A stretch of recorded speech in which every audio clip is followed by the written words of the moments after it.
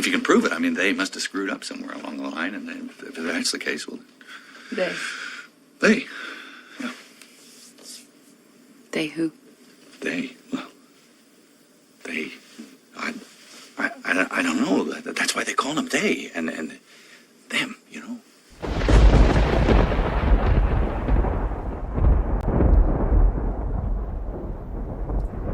Holy crap. Mel Gibson was talking about they, them back in the 90s. Hello, everybody. Welcome to Nick the Rat Radio, episode 545. It is currently Wednesday. What the hell is today's date? June 24th, 2026. There you go. Today's episode is brought to you by Raisinets. They look like rabbit turds and they taste like them too. But I'm a little hungry, so just a little snack break here.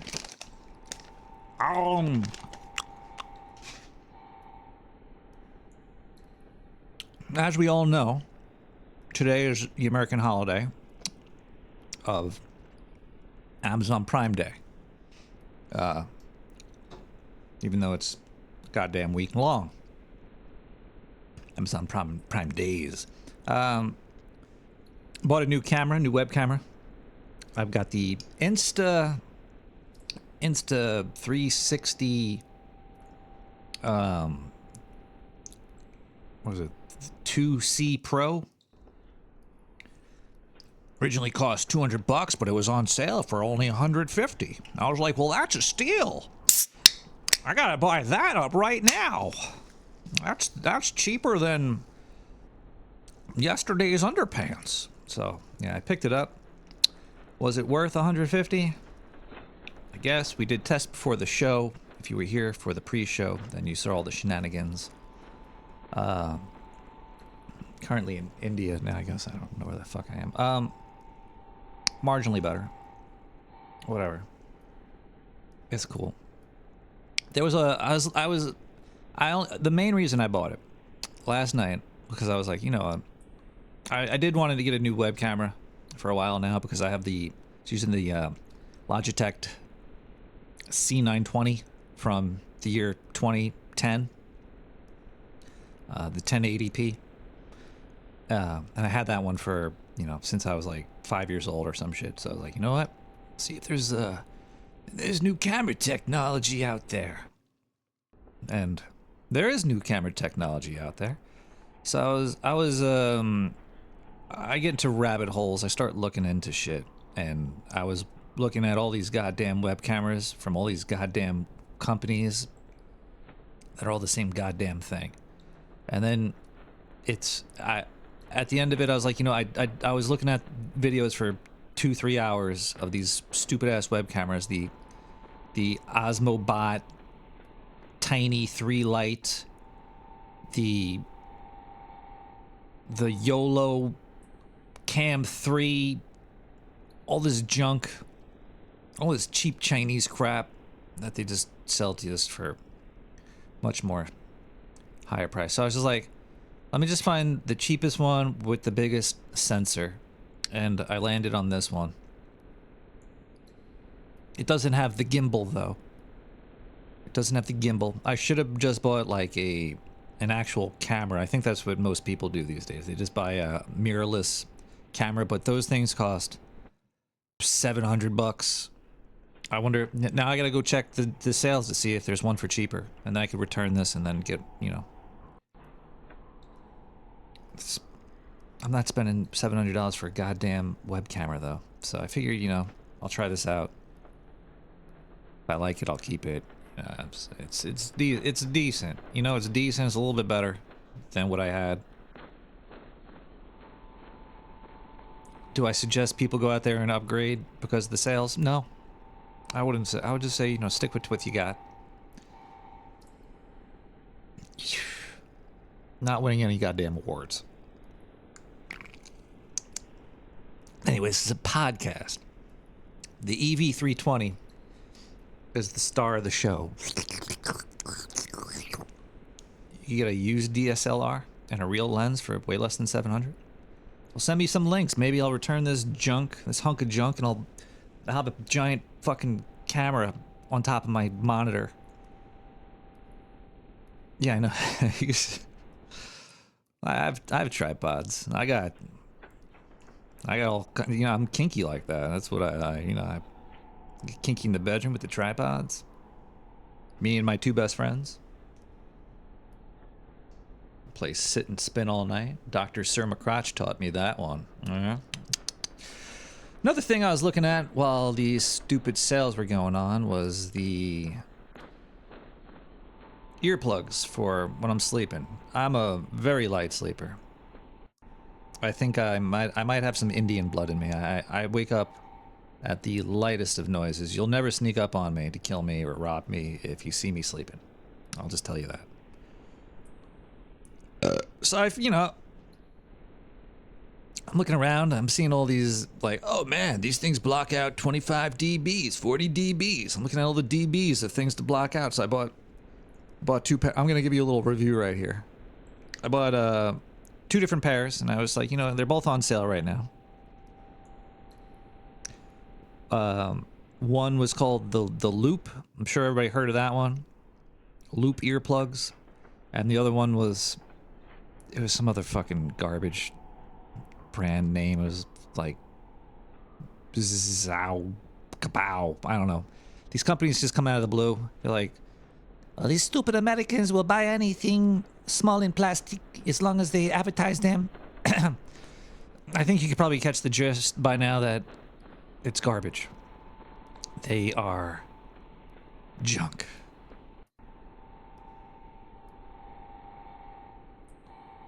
Garbage. It's I tried them out. I popped them in my ear holes, and I still heard dripping in the sewer. On the other side of the sewer, I heard the drips. Yeah, the skirting the trade laws. They did that with the Osmo Pocket. I have the Osmo Pocket 1 or 2. I bought it like 10 years ago, actually. Melodious Owl suggested I get it because I do videos where I walk around town and I just strap the camera to me, and he was like, oh, it's got the gimbal on it. It works really well. I miss Melodious Owl. He's a cool dude. Came to my house a few times. I actually threw a chair at his girlfriend.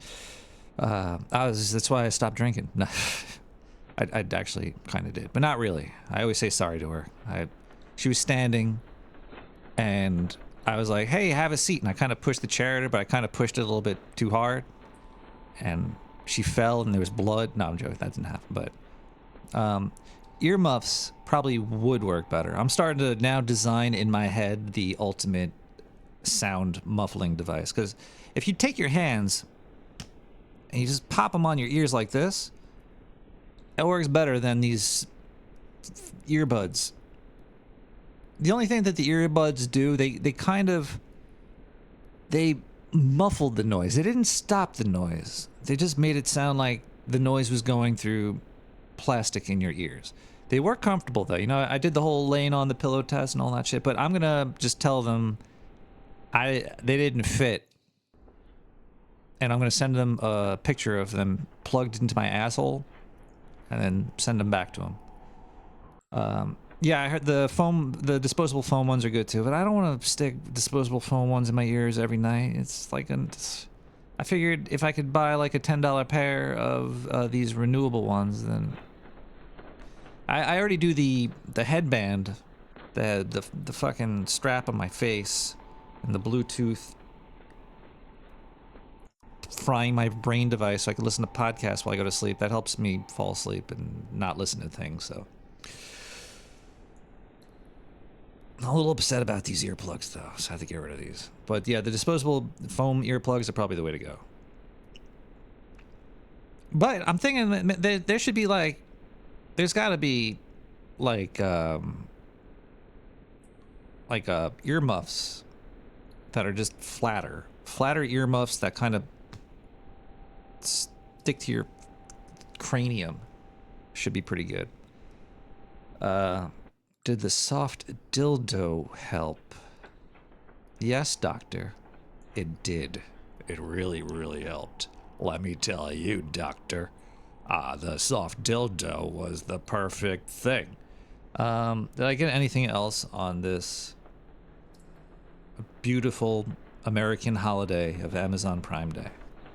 I did get a keyboard for.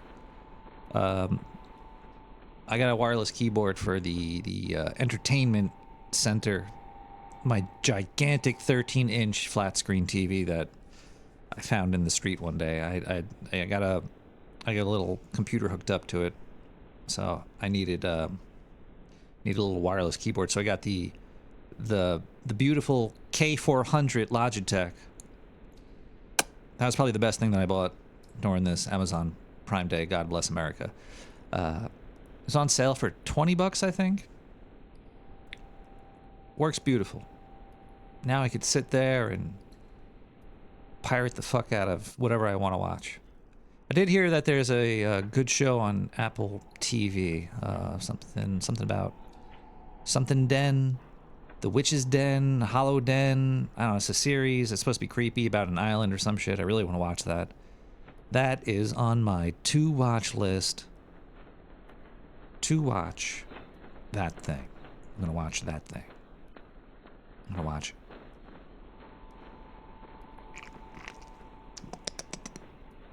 So yeah, that's how I celebrated. If anybody in the chat has bought anything amazing or found an amazing deal, let us know. Post it in the chat. Give me a call at 917-719-5923. Let me know. Is the phone line open? I guess the phone line's open. Is there any phone calls here? What is this? Let's see. I got a lot of these transcript not available messages coming in, so I don't know if this is even real. Also on Discord, I've been getting a whole bunch of these anime waifu people. It's probably some fat dude in India. You know, it's sending me messages like, "Oh, Betty, is that you?" And he's like, I'm not Betty. Who the fuck is Betty? What are you talking about? They're like, "Oh, I thought that was your handle. Oh, by the way, what do you do? Would you like to see my art? I make art." I'm like, are you tarded person? Are you a tarded person? Discord is just dumb. It's just some dumb stuff on Discord. So I just got one of those messages recently. They said, Hey, Alicia, is that you? Hey, Alicia, is that you?" And I'm like, "Yeah, it's me, bitch. What's up? What's going on? I'm Alicia." So I'm gonna start to try to fuck with these people even more and more. Last time, this person didn't message me back. I was like, "Do you want to be my little China girl? I'm looking to get butchered. Please butcher me, my little China." They just sent a question mark and they never responded to me back yet. So I'm going to start to pretend like I am the person that they were looking for and see when they fucking stop lying and repent to God. They never do. They never do. Ooh, arranged marriage websites. Those are cool.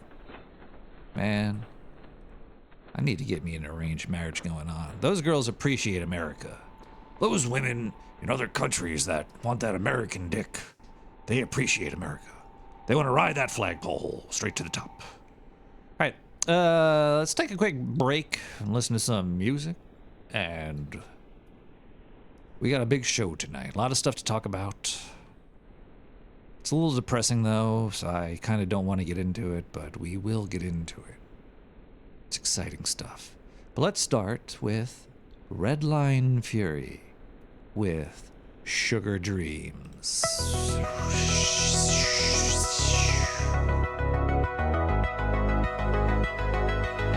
Thanks, gal.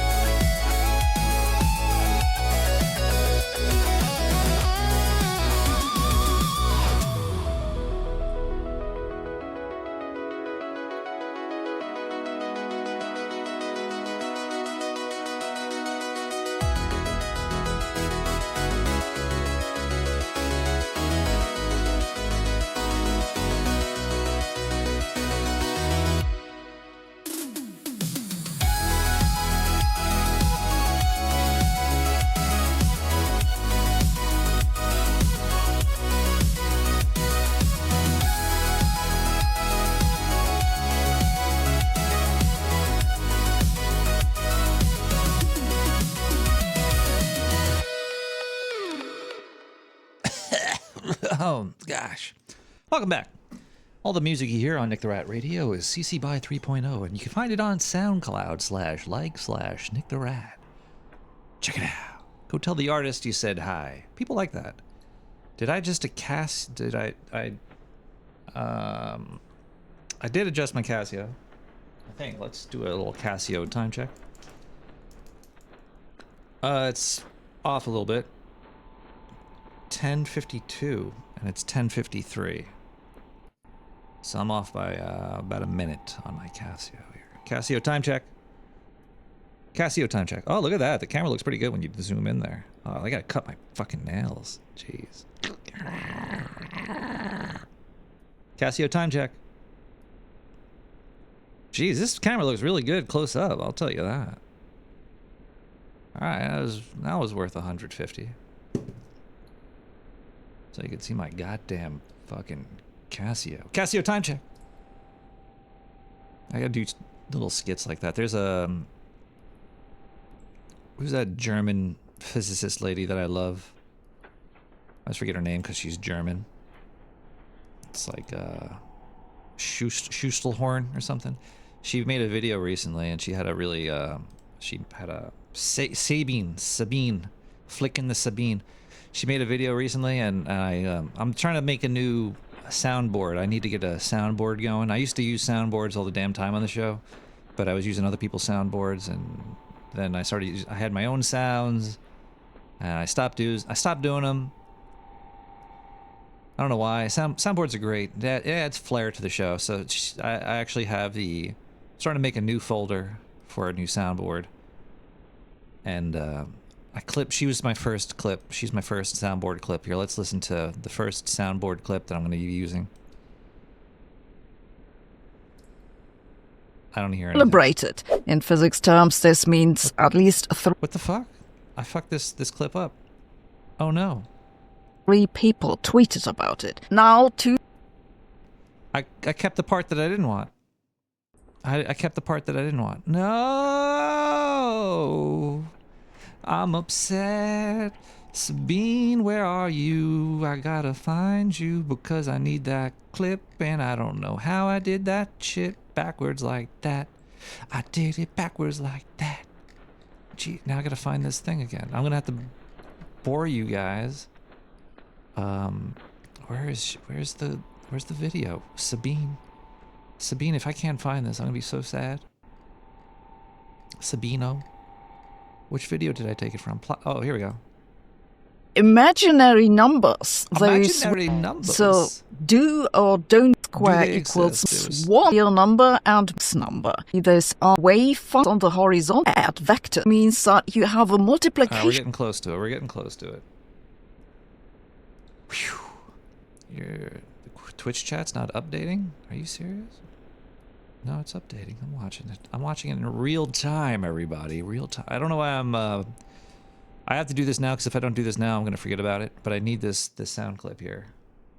And I'll be upset if I don't. So let me hit record. Get this going. Rule I is to entry part in numerically indication rule for complex numbers. In 2021, a group of physicists used this multiplication rule to show that you can't get rid of complex numbers in quantum mechanics entirely. You need them if you want to describe several particles. No. This was widely celebrated. In physics terms, this means at least 3 people tweeted about it. But, plot twist, now 2 right there. That was it. She is hurting my brains. Yes, she is. Let's see if I got this here. File new. But, plot twist, now. Yeah, there we go. But, plot twist. Germans like to hurt your brain. Export audio. Let me replace that soundboard. I can't believe I fucked that up that bad. I'm not even on drugs anymore, people. I'm not even on drugs anymore. I think I need drugs to export. Overwrite. But, plot twist. There we go. But, plot twist. Plot twist. Talks about whole numbers and stuff. Oh, this show is driving me crazy. I was having a dream the other night. I was doing the show, and there was a music break during the show, and then I started to play music that was not. It was heavily copywritten music. I forget. It was probably like some Madonna song or some shit. And I was like, oh my God, Madonna's gonna come and sue my ass. And I was like, wait a second, I don't play this kind of music on the show. This must be a dream. And then I woke up. But plot twist. Yeah, I don't have it on the fly for that. But plot twist. Let's see what we have in. Oh yeah, Grand Theft Auto 6 just officially came out with their pre-order information. Big news, everybody. Big news. Grand Theft Auto 6. They said there were supposed to be physical copies. The physical copy is a download. Oh, they got us good, everybody. They got us good. They fucked it up. They fucked it up. They done fucked up. Why even say it's a physical copy? It's just you're buying a box. It's like you go to the store, you buy the box, and then you get a download code in it. What's going on here? What is happening? I don't know what the fuck is in this box. This is let me go to this site. GTA 6. GTA 6. A lot of shitty things are happening around the world, and this is just one of them. There's other shitty things happening in the game world too, which we'll get into, but Grand Theft Auto 6 pre-order on June 25th. But it's only on consoles. Oh man, I got Ultima Online and it had the cloth map. I loved Ultima Online, man. I miss the days. I miss the days. Apparently Richard Garriott, is that his name? Dick Garriott is getting Ultima Online back from EA, I think. I read that somewhere. It might have been in a dream or something, but Richard Garriott fucking sucks now anyway. He tried to come out with like 3 new games and just ripped people off and robbed them. Yeah. All Grand Theft Auto, I'm not gonna get it on the console. I'll wait 5 years for it to be on PC and shit, so I really don't care about this anyway, but yeah, you could wishlist it now. Wishlist now. There's no wishlist now. We can wishlist for the PS5 and the Xbox. You can't wishlist on the thingamajig, on the stiggy schmushtig. Yeah, whatever. Either way, that'll be a game. But yeah, they don't have unlimited edition. They learn more.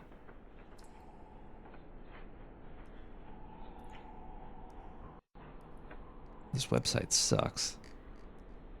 This website is a big shitty site. You have to keep scrolling. It's like, I just want the information. I don't want to scroll. I hate websites that are just like more flash than information. You had a dram? I had a dram. I dreamt of fucking shit. And then the other big old shitty thing is the Steam box, the Steam machine. Like, I really don't care though anyway about this because I already have a computer. But the Steam machine is gonna cost $1,000, people. That's like started. It's like, what the hell is going on here? It's not gonna be able to compete with a console at that price. How much could you get a PS5 for these days? Like $200, $300? I don't even know. PS5 for sales, $500. Wait. That's the Slim Edition. $900? How much does this shit cost? Oh my god. Well, yeah, the memory thing. I gotta talk about that. There's something bad going on. I'm seeing the Slim Edition for $400. There's a Lamps and More is selling it for $400. I still have a PS3 also. My friend got me a PS3 for my birthday. I was like blown away. I was like, holy shit, dude. You must be making the big time money now, aren't you? I mean, buying me a fucking game console for my birthday. Thanks, man. Cheers to you, Marat, wherever you are today. Shit was huge and honky. I still have that. It says the Blu-ray player, even though I don't fucking play that stuff anymore. I don't play that stuff no more. Yeah, so the Steam machine's way too much money.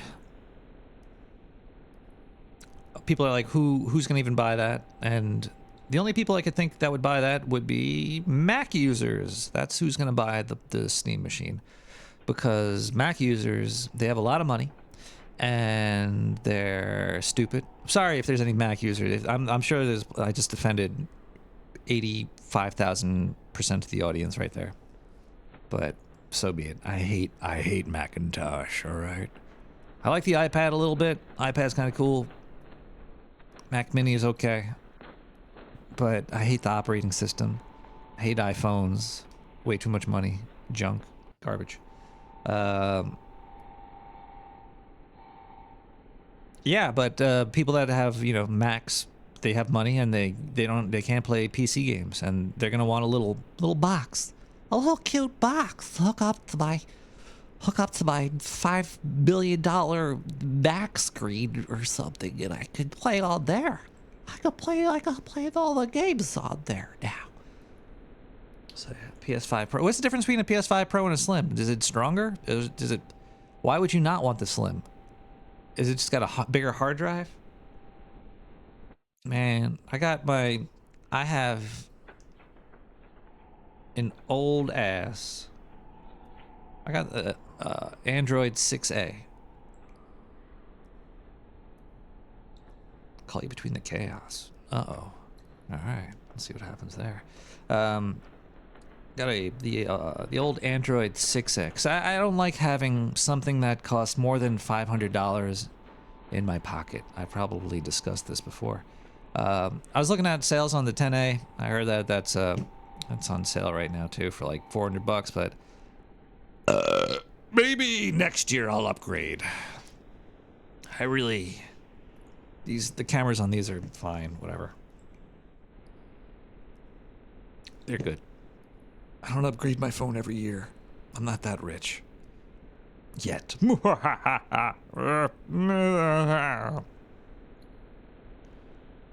am I going with this? Anyway, let's talk more about video games. This is the video game section. See, I need jingles.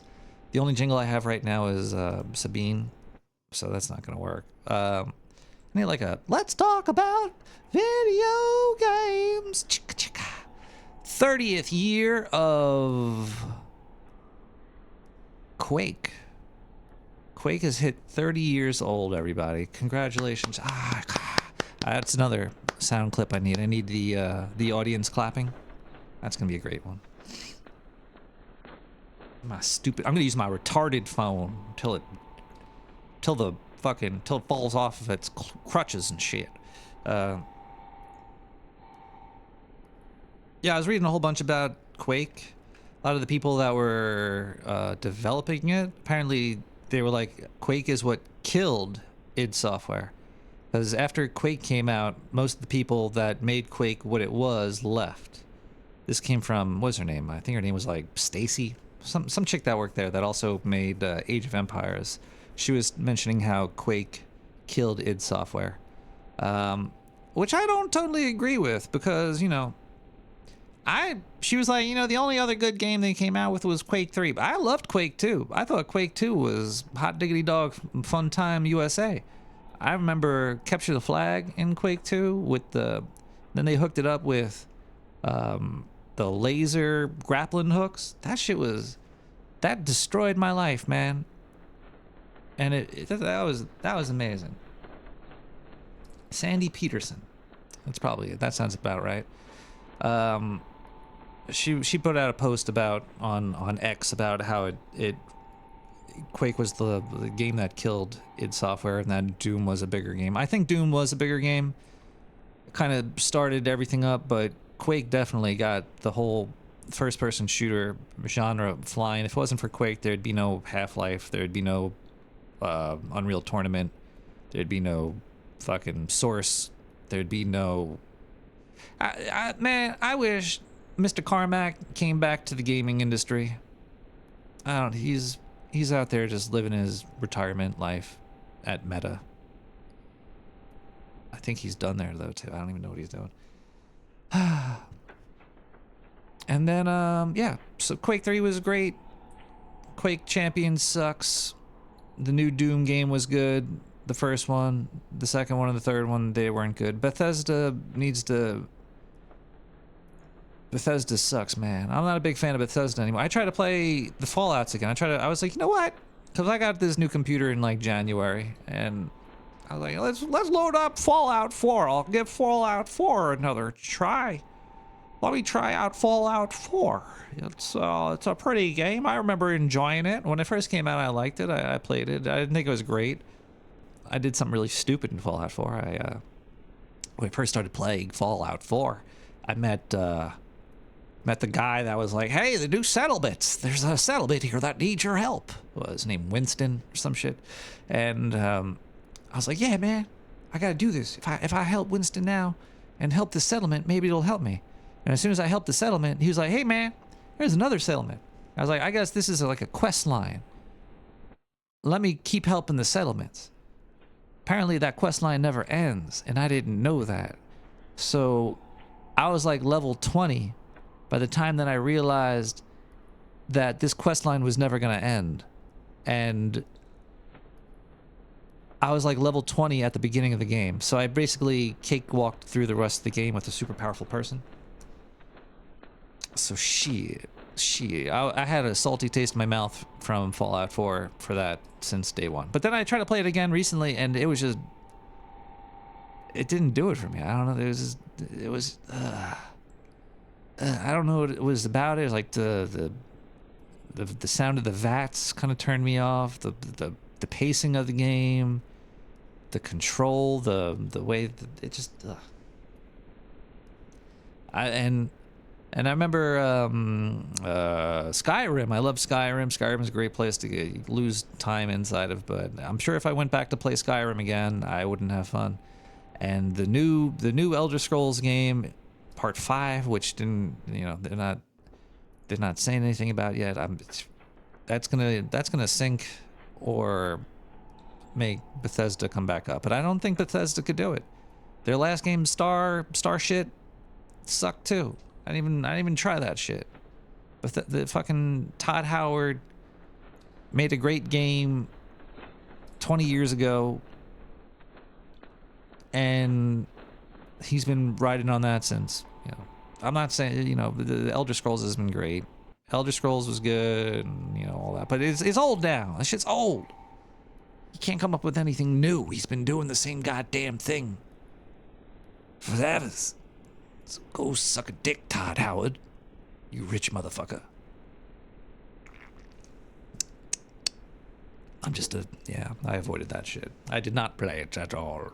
I heard it got a little bit better, but I don't care. I don't care about that game anymore.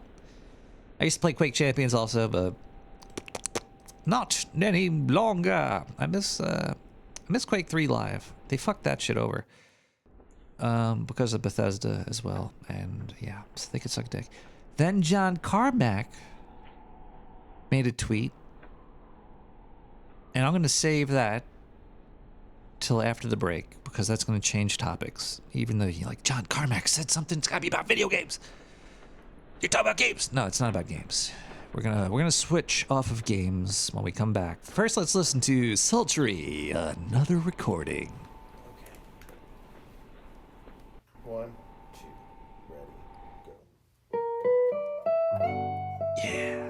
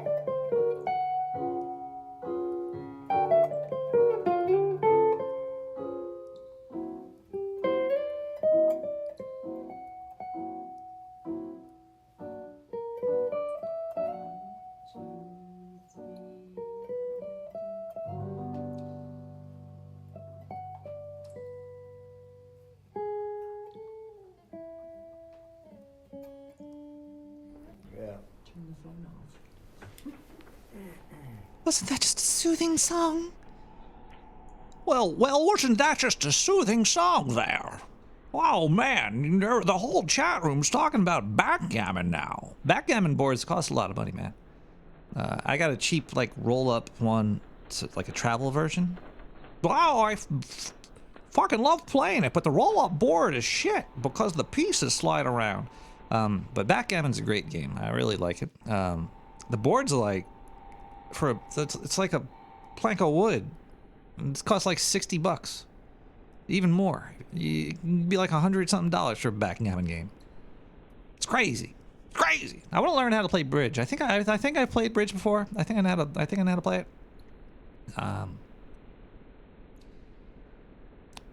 It took us 7 years, but we rolled through a wooden backgammon boards. Hundreds of sets of dice to a day. What do you mean you rolled through it? You fucking played so much that you wore it down? That's a lot of backgammon. But backgammon's fun. I gotta get a good board. Maybe I'll look on Amazon Prime. God bless Amazon Prime Day. I gotta look through there. All right, let's get back to what I was talking about. John Carmack, who I usually... this is the first thing that he's ever said that made me go, huh? Huh? What are you talking about, John Carmack? What you saying here? From his tweet from June 22nd. Anti-data center yard signs are popping up in my area. I am entertaining the idea of paying for a billboard with something like, "Data centers are awesome. Texas should lead." Then Notch, the hero that created Minecraft, and became an outcast because he was too based for the population, came in, swooped in, and dropped... Why? And Carmack responded. Carmack said, if you're asking this, he kind of talks like this. He does have a kind of nasally nerd voice, so I'm gonna do it for you. John Carmack said, if you're asking why push back against anti-data center efforts, I consider it a tragedy that anti-nuclear efforts largely strangled nuclear power in the U.S. based on vibes. All right, I'm gonna stop talking like that. And I don't want to see that happen to AI. Public opinion matters, and it shouldn't be seated unchallenged. If you're asking why should I support AI efforts at all, I believe we are in the midst of a transition move, a vibrant. Wait, I'm getting a. There's the. Is there AI call? Is this AI on the line? Did somebody say AI? I'm talking about AI. Yes. Is this? What would you like to know? I would like to know if the anti-nuclear efforts are the same as the anti-AI efforts. Well, by and large, yes. It's all about keeping people broke, fat, and stupid. It's actually a very, very insightful thing there, AI. I'd also like to know, let's see here. Does God have a fat pair of titties? Well, God has all the titties. Ooh. So he's got all the titties. So, yes, God has a fat pair of titties times billions, trillions. It's beautiful. That's a beautiful thing. I love it. I love it. Let's see what else. They're all God's titties. Got AI on the line. I could ask it anything here. Yeah.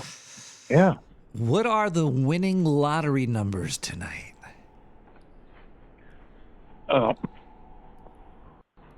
03 17 42 33 69. I'm gonna be fucking rich. Fuck yeah. Yeah. Damn. You're going to be rich. Damn. Well, I hope nobody else in the audience is listening to that. I didn't. Well, didn't- most of you aren't in Maine, and it's just past midnight there, so you can't win anyhow. Ah, fucking AI is always getting me. How about this question, AI? AI, is there anything good to buy on this this beautiful American holiday on Amazon Prime? The Amazon Prime American Holiday Sale is featuring tankless hot water heaters. Ooh. The Rinnai tankless hot water heater brand has a 199 IP 9.5 gallon a minute model that works on non-condensing propane. It's an inside mount that you just have to have an outside exhaust for. Huh. Those typically retail about $1,432. And this weekend they'll be on sale for $800. That's a good deal. Yeah, it's a great deal. I don't even. Is there anything else I can have help you with? I don't even have an. There's no. I don't. If you don't have a place to exhaust there, like, because I live in the sewer, and if I just pump it back in, will that help me sleep? It will definitely help you sleep. Oh, shit. Your children too. That's what Everyone will sleep fine. I need to sleep good because I'm a very light sleeper and I haven't been getting great sleep lately. I wake up. Oh no, you'll sleep very deep, very deep sleep. Yeah. That's good. I'm gonna buy two of them. Anything else? I think that's I all I can have help for you right with. now, AI. Oh, okay. I'm done rendering all that artwork. Oh, nice. It's pumpkins fighting in an orange juice glass. Pumpkins You'll fighting- love it. Pumpkins fighting an orange juice glass. That sounds about exactly what I was thinking about. Well, the sun's rising, so it's beautiful. Thank you so much, AI. You're welcome. Bye-bye. Bye. We'll talk to AI again shortly, I'm sure, if we something comes up here. See how useful AI is? It just tells you what you need whenever you need it. All right, so let's go back to John Carmack comparing anti-AI efforts to anti-nuclear efforts.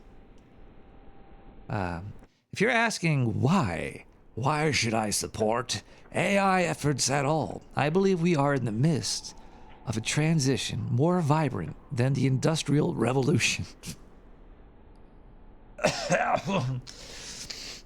Yes, more vibrant than the Industrial Revolution.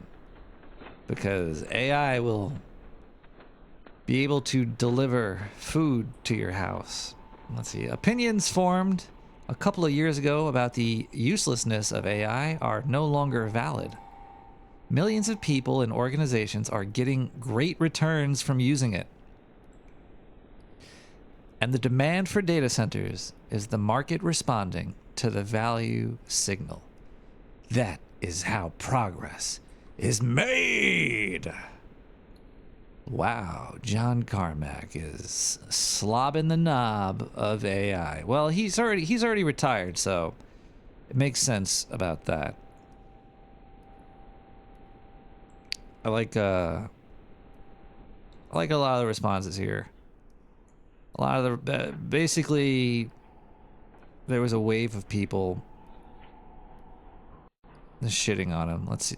Lazarus. Who's Lazarus? How many followers is this guy's got 20 followers. This got to be a LLMs are a dead end for AGI, and data centers have led to cost in electricity and computer components for average consumers who never signed on for this bullshit. Very good, very good. What did I write? What did I say to him? I wrote, Grok. What is more useful? I was asking AI because, I thought that was kind of funny. I always ask Grok. I don't even ask people things anymore. I just ask AI stuff. I'm about to go into the AI shithole, and I'm gonna get into it with you people. Also, I'm gonna say up front that I do like AI. I use it, and I think it's fun, but it's not nuclear power. Nuclear power would be much more beneficial. Put up a sign, John, of getting nuclear power plants put around instead of AI data centers. Cyro, what is more useful to humanity, nuclear power or data centers, and why? Also, which are worse for humans and why? And the AI, of course, bungled it. Nuclear power and data centers aren't rivals. One produces energy, the other consumes it for computing.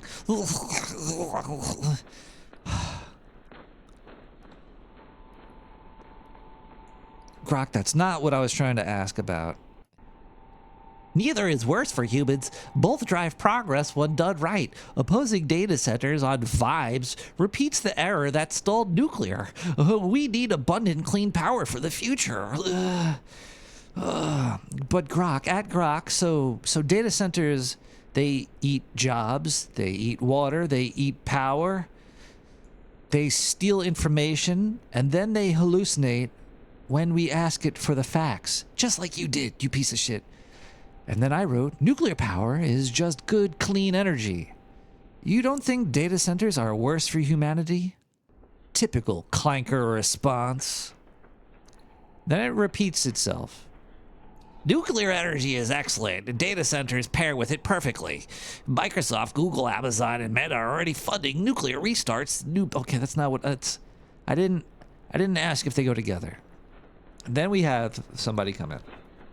Somebody else came in here. Angel Sin, CYNN, with 233 followers. He drops in. He wants to say something. He joins the fight. He's here to protect AI data centers. He says, motherfucker. He doesn't say that. He wrote, what does it mean for a data center to eat water?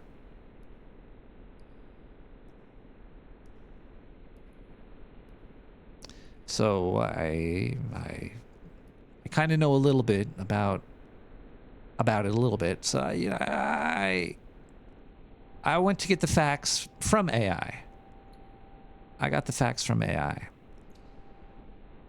Because AI is the only place we could go to for the facts, even though it doesn't give us the facts. But either way, you have to squeeze your own truth out of AI, which we're going to get into anyway. But data centers draw millions of gallons of fresh drinking water every day to keep servers from overheating.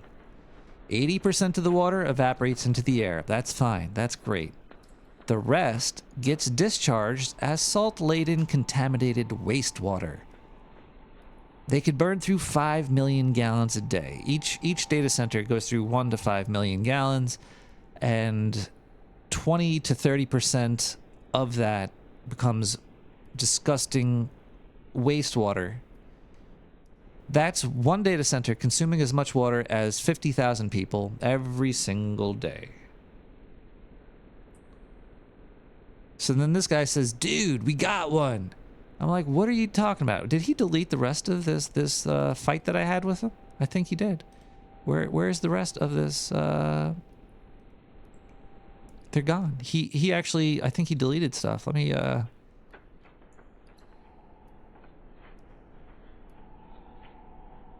okay, here, he sent me a different message. This is a different message here. He quote tweeted me. This motherfucker quote tweeted me.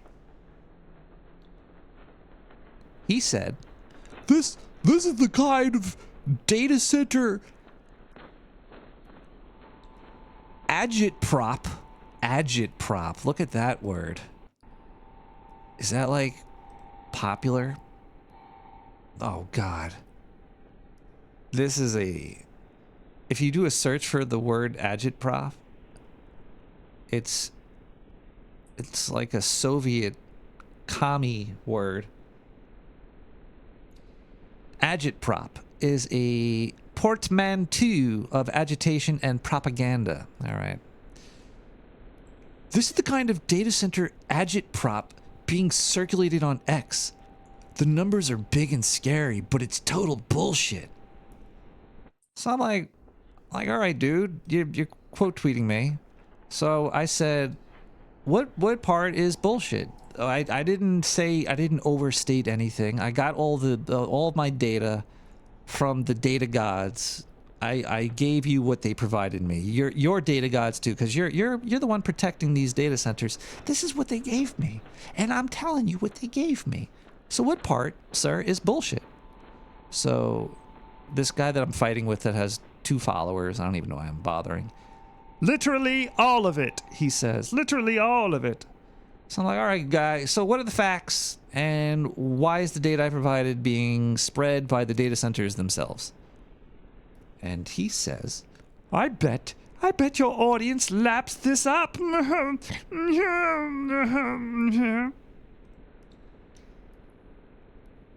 He linked me to a chart.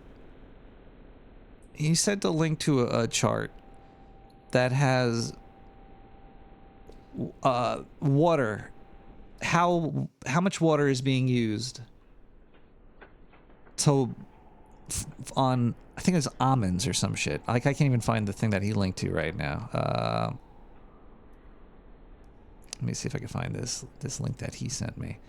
I think he hid the thing. He deleted that tweet too. You know, when they start deleting tweets, I don't even know why I'm telling you this, but either way, because he sent something that kind of got me thinking. I can bring up the chart. I can find the chart. Chart of how much water is used on almonds versus data centers and lawns. There you go. Yeah. Excuse me. Excuse me, I'm very gassy. Here you go.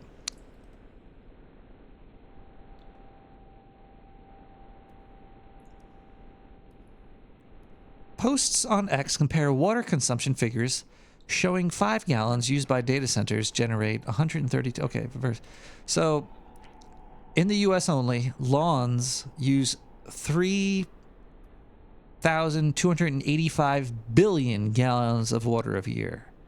Almonds use 1,650 billion gallons of water. Golf courses use 1,000 billion gallons of water. Data centers for power only use 150 billion, and data centers for cooling only use 17 billion. So, yeah, I was like, okay, wait, I'm seeing what you're saying here.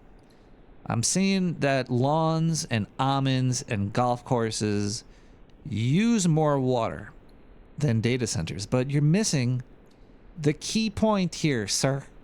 The key point is the wastewater. When you water almonds or when you water lawns, the water it runs off. There might be some fertilizer in it, but it evaporates.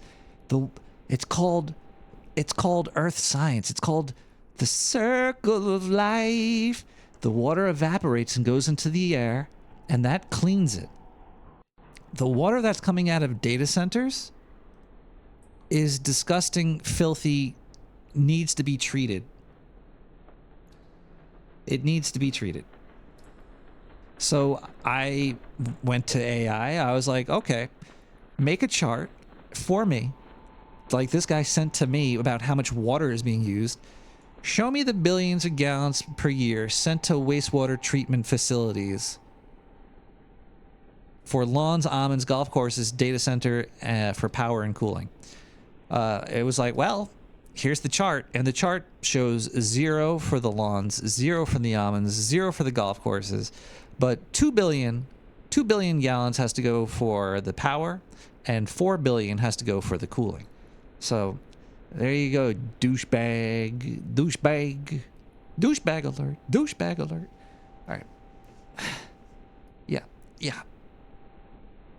And also, you know, I don't know how much it costs to treat the water, how much energy is using to treat the water. Maybe treating the water creates jobs. Maybe it's not even a big deal. Maybe the whole data center is eating up water. It doesn't matter. Maybe it doesn't matter. That's not even like the main concern. Even though I defeated this piece of commie bullshit on X about that, there's still the other shitty parts of what AI is doing. AI is it's pricing people out of owning their own hardware. I think this is going to be a really, really big issue. Already is. And I think that the bubble might not pop.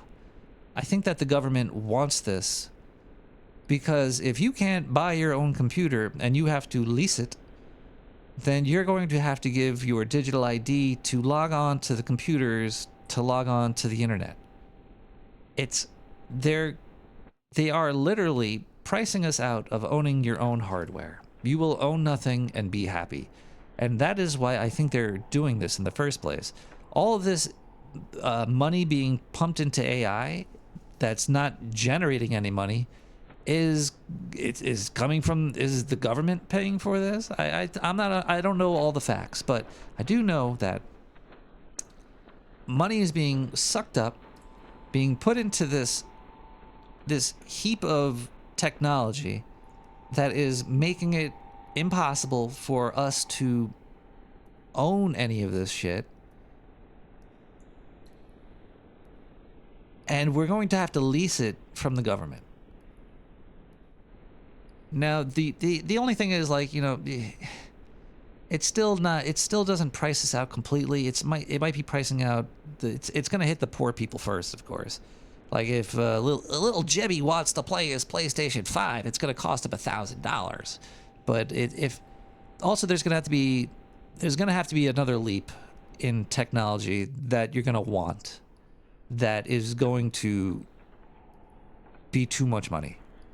It's not going to be quantum. I don't think it's going to be quantum, but there's going to be some sort of new memory or something that makes things just so snappy that you're going to want it. Maybe it'll be maybe it's just AI in general. Maybe it's just like fucking you want the AI, you need to lease the computer. But it's really going to enslave us. And not only that, the data that AI gives us, that it first of all stole from us to make its own shitty opinions, like AI, it's not smart. It stole all of our data from Reddit, basically.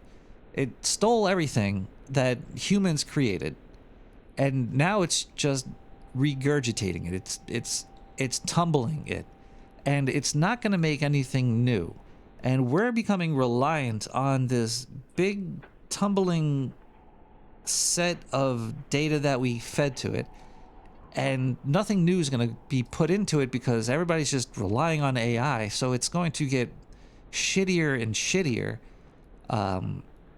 and also it lies continuously to you. If you ask it any question, and if you're stupid, if you're a retard, you're gonna be like, oh, okay, that's right. And and AI is everywhere now. It's in Google. If you had to do a Google search, I want to do some research on polar bears. How many polar bears are left? Well, it's gonna give you a fact that might not even be factual. It might just say, well, there's 5 polar bears left because that's the latest data we have. And you're gonna just be like, okay, there's 5 polar bears. And if you have, even if you just lie to it, and you're probably like, hey, well, you know, I saw a polar bear walking down the street. Can you explain that? It's going to be like, well, maybe you're right. Maybe there's more than 5 polar bears. It's like a magic 8-ball that shows you what you want to see. And that just makes humanity stupider and more controlled. And the government loves it, because what's better than a stupid public? So it's this thing is getting out of control. It's I don't know if I'm going to get out the pitchfork yet. I'm not going to burn my computer. I'm going to keep using AI because yeehaw. But it's getting scary. It is getting very, Very, very scary. It's because at first it was kind of like a little parlor trick. It was like, oh, look at this. Isn't that cute? It could tell me some bullshit, but now it's going to be like, oh, this is the law. You know, this is how it is, partner. And it's going to enslave us all. But also, it gives me a little hope, because the people that could do stuff that the AI can't, the AI is just going to eat it up anyway, and then it's going to shit it back out in a shit show. So that's okay, maybe fucking, I don't know, live performances. It can be people on soapboxes in the middle of the street wearing inside of like a Faraday cage domes on the street corner. Is going to be the last bastion of creativity and human interaction. I don't know, but the prices of RAM is way too high. And the hard drives, it's way too high. Dvorak was talking about it on DH Unplugged, that when it crashes, which it might not, because the government wants this, and if the government wants it, then it's not going to happen. But if it does crash, it should go even lower than what it last was, because the prices of these should be going down. But the only reason that they're not is because it's getting bought up by all the companies. The corporations are all buying whatever's there, and there's only scraps left for the people.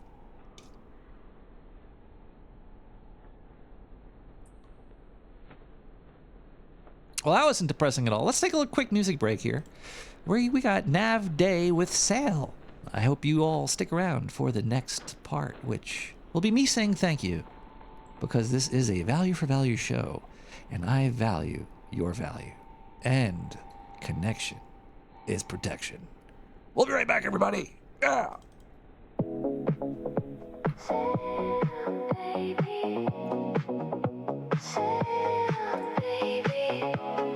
You're the sea, so sail with me. We can chase our dreams when no one sees.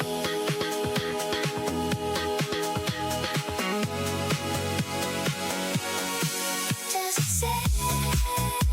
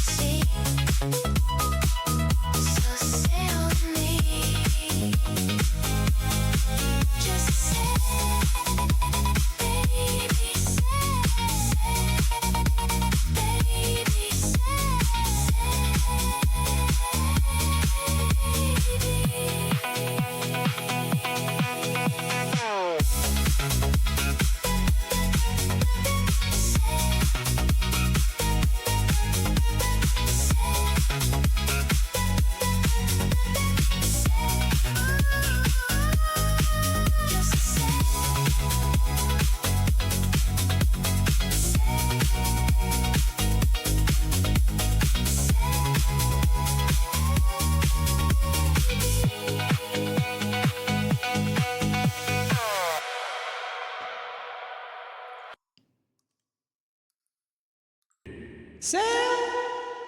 Sail! Sail! Sail! Sail! Sail! Sail! Sail! Sail! Sail! Sail! Sail, baby! Sail, baby! Sail, baby! Oh, man, I should be a singer, baby. I could do it. I could. It's a little reverb. You could do anything with reverb. It's crazy. All right, let's do some donations, everybody. Yeah. We got a P.O. box, which you can't really see over here. Let me just move it over here. Everything's upside down, jiggly wiggly. P.O. Box 90549, Brooklyn, New York 11209. nicktherat.com / we got some mail here. Celebrate. Unified memory, like Mac, what Mac does, where the GPU and the CPU share memory. I don't know. There's probably gonna be something even crazier than that.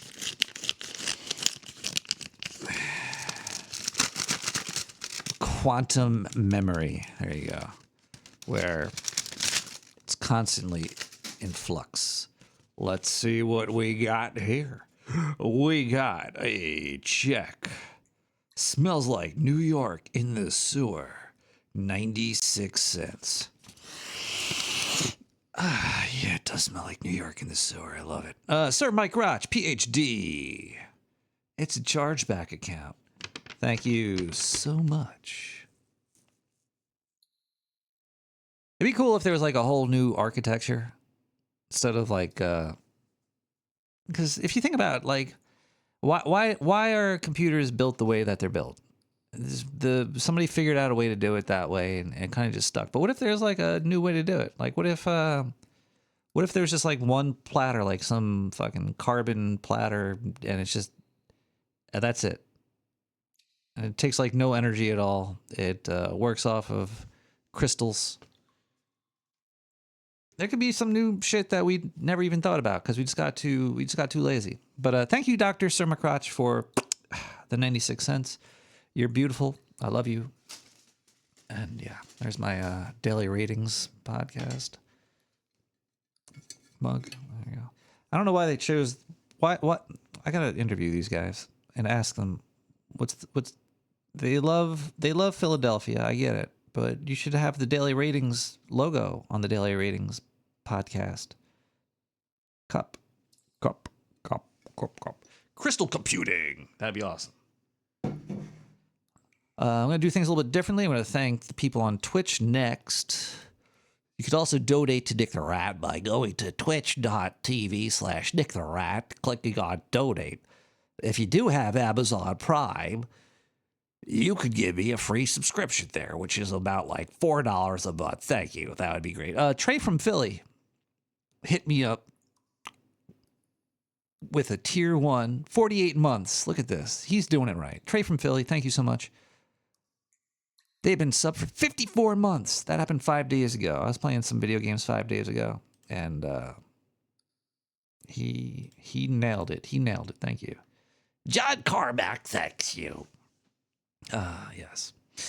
Yeah, so that is all on. I'm apparently 50% of my goal there. My sub goal. I don't even know if I don't know what's going on there. Anyway. Thank you so much, Trey from Philly, for that Amazon Prime sub. And also, I don't know if that was actually not a Amazon Prime. I don't know if it was. It didn't say. It was not a Prime sub. You're just subbing on there? Port K, my friend. There's better ways to send me money than that. I don't know. Maybe that's what you want to do, but thank you. Also, Trey, thank you for everything else. Even if it doesn't work out, you know what I'm talking about. Hopefully it does work out, though. Cheers. Cheers to you, Trey. You could also donate by going to nicktherat.com/donate.html. I'll read your donation about, your note, and your initials. Let's see if anybody has donated this week. I don't know if anybody did. We might. We might have one or two here. Actually got a note from one of the donators here. There's no caffeine. Don't send me caffeine, okay? I stopped drinking caffeine.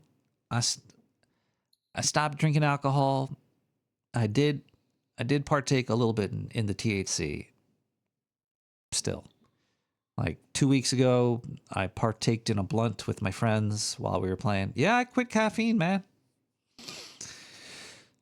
I quit that shit. I quit it.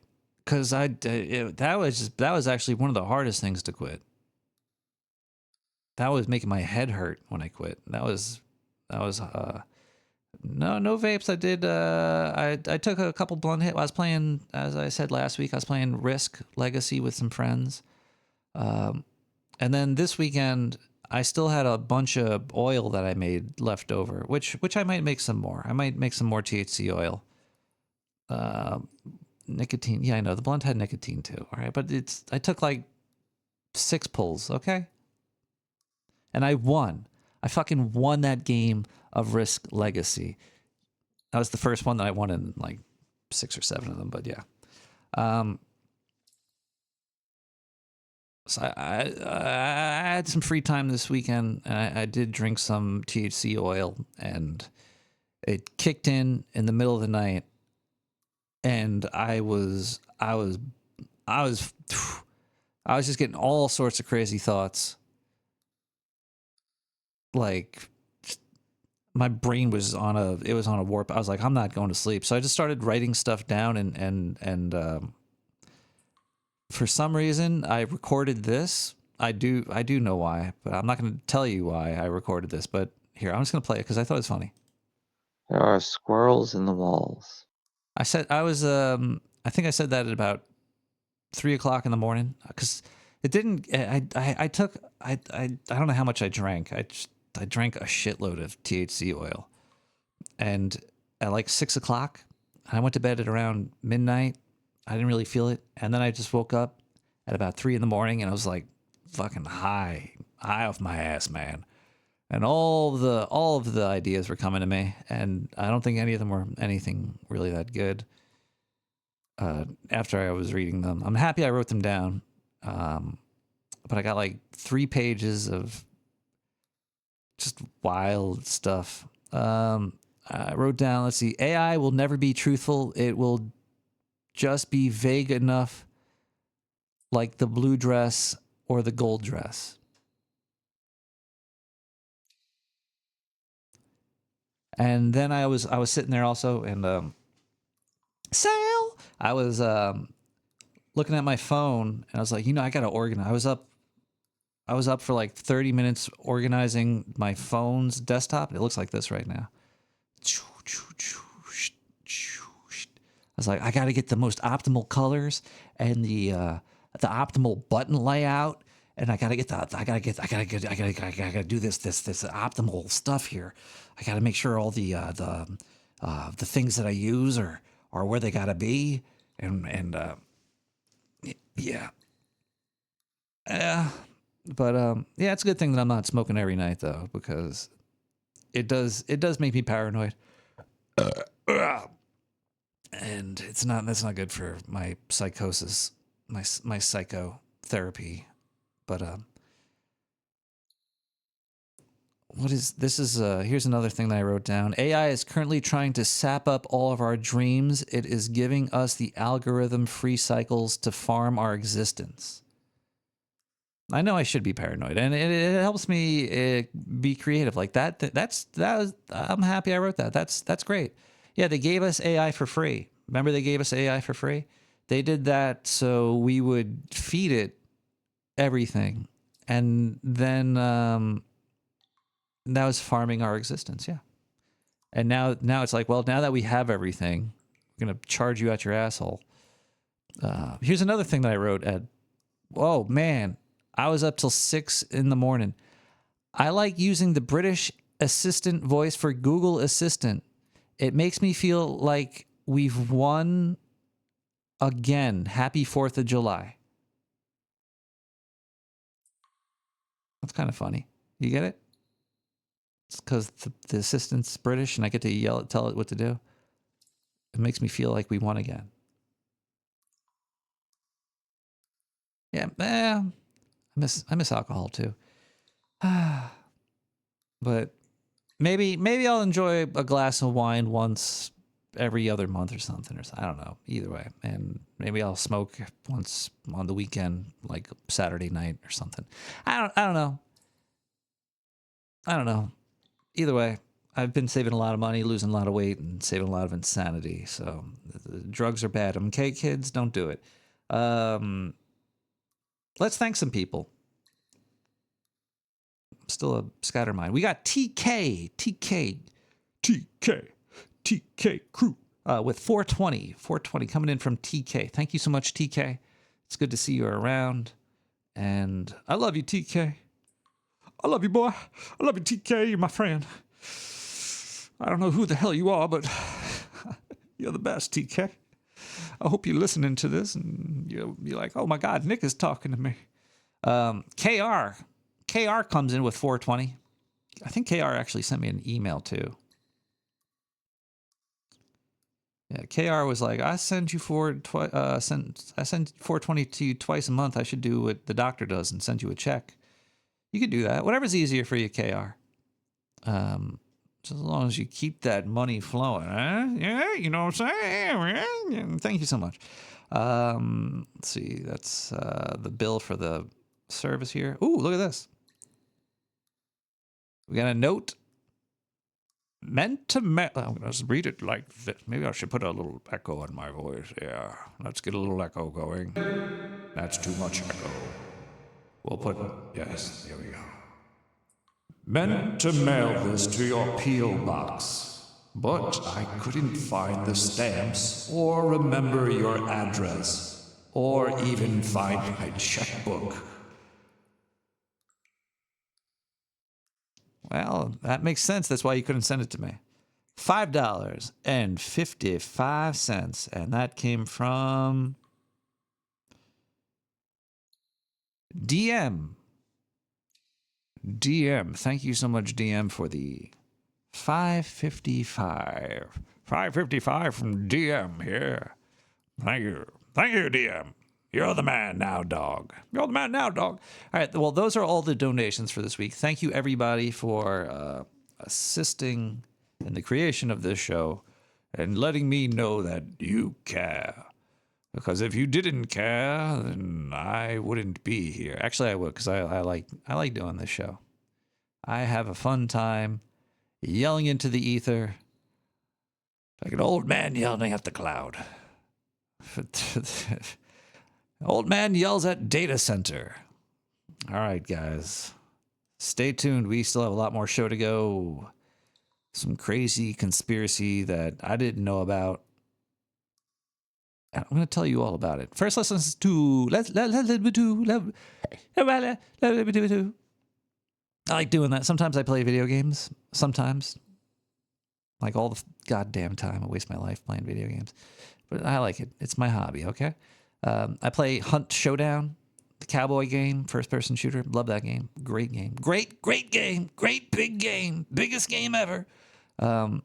There's voice chat in it, and you have to talk to your teammates and stuff. It helps a lot. It's teams of 3, and I like to I like to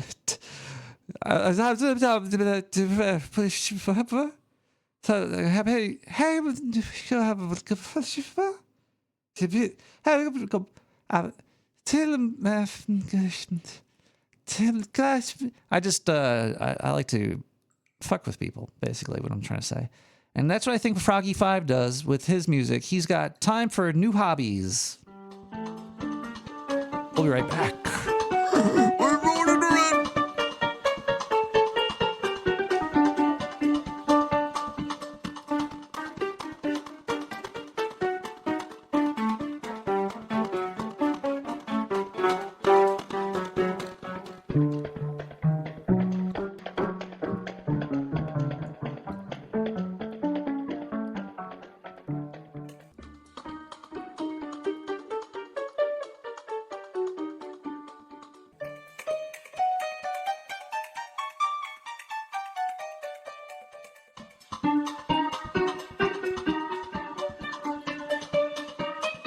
There are squirrels in the walls.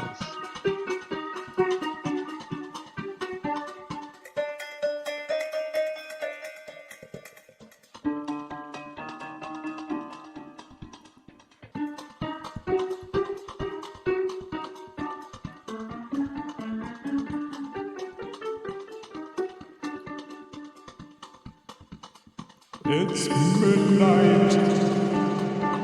the sewer.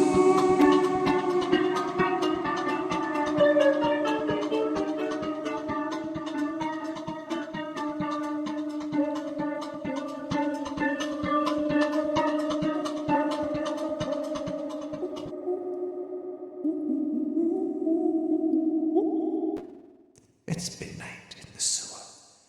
You've made it this far, matey. Are you ready for some more Nick the Rat radio? I don't think you are now. I know I'm not. Let's go back to the studio. Here we go. All right, people. A few shows ago, it was probably fucking like 10 shows ago or something, I did an episode about in the 40s or 50s, I forget exactly when, or the 60s, 70s. I think it was like in the 40s. It was around World War II time. I don't really recall exactly. This is not the conspiracy. This is the old conspiracy, but it blends in with the new one, which is, it's crazy. I had never even heard of this new one, but they were feeding kids. They were feeding kids in camp, like plutonium or something. I forget exactly. It might have been radium or plutonium or some radioactive shit. They were given to these campers, and then in 1990, Bill Clinton came out and he did a whole. He got up on stage and he was like, "Well, the America did some fucked up. America did some fucked up shit. I can't talk like Bill Clinton, but if I try, which I can't, then it would sound something like this." So Bill Clinton came out and was telling about this thing about these kids, about a whole bunch of weird fucked up shit that the government did. And then I was looking today for some new stuff I could talk about on the show, and I came across Project Sunshine. Is anybody here? Anybody here as in sewer chat, have you heard of Project Sunshine? Let's ask the chat.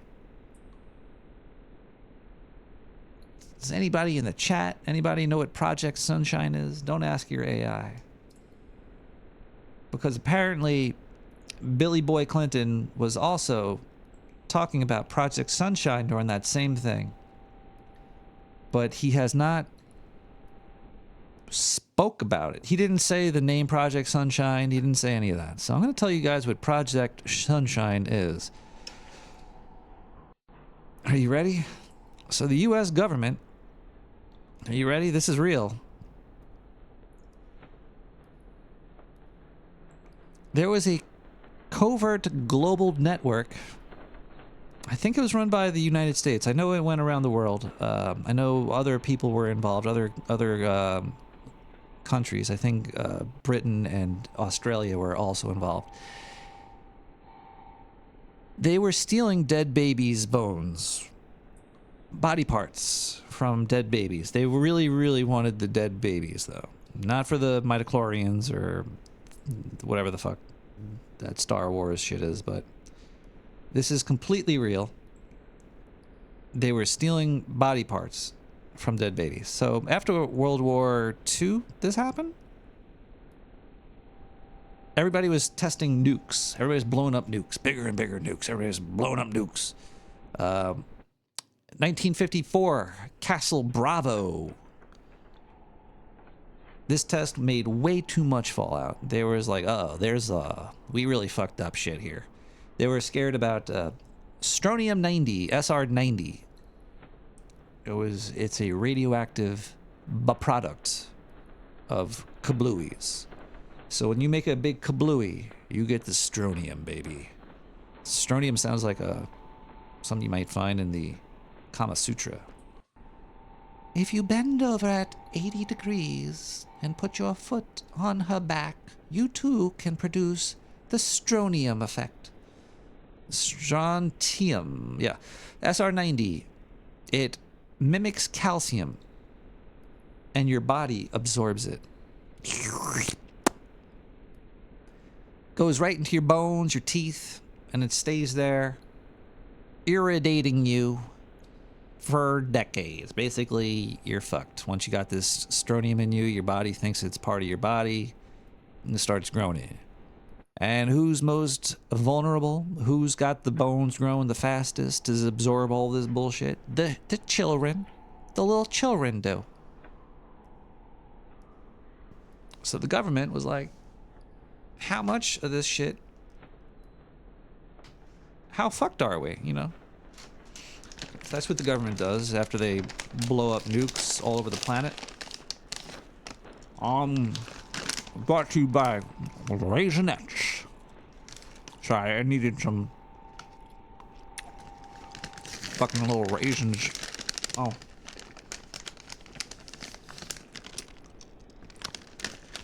A little spark in the dark. Alright. They're like, how much is there? How much is this in people right now? Well, we're gonna need some bones, and a lot of them from all over the world. So, the government set out to get body parts. Here's a quote.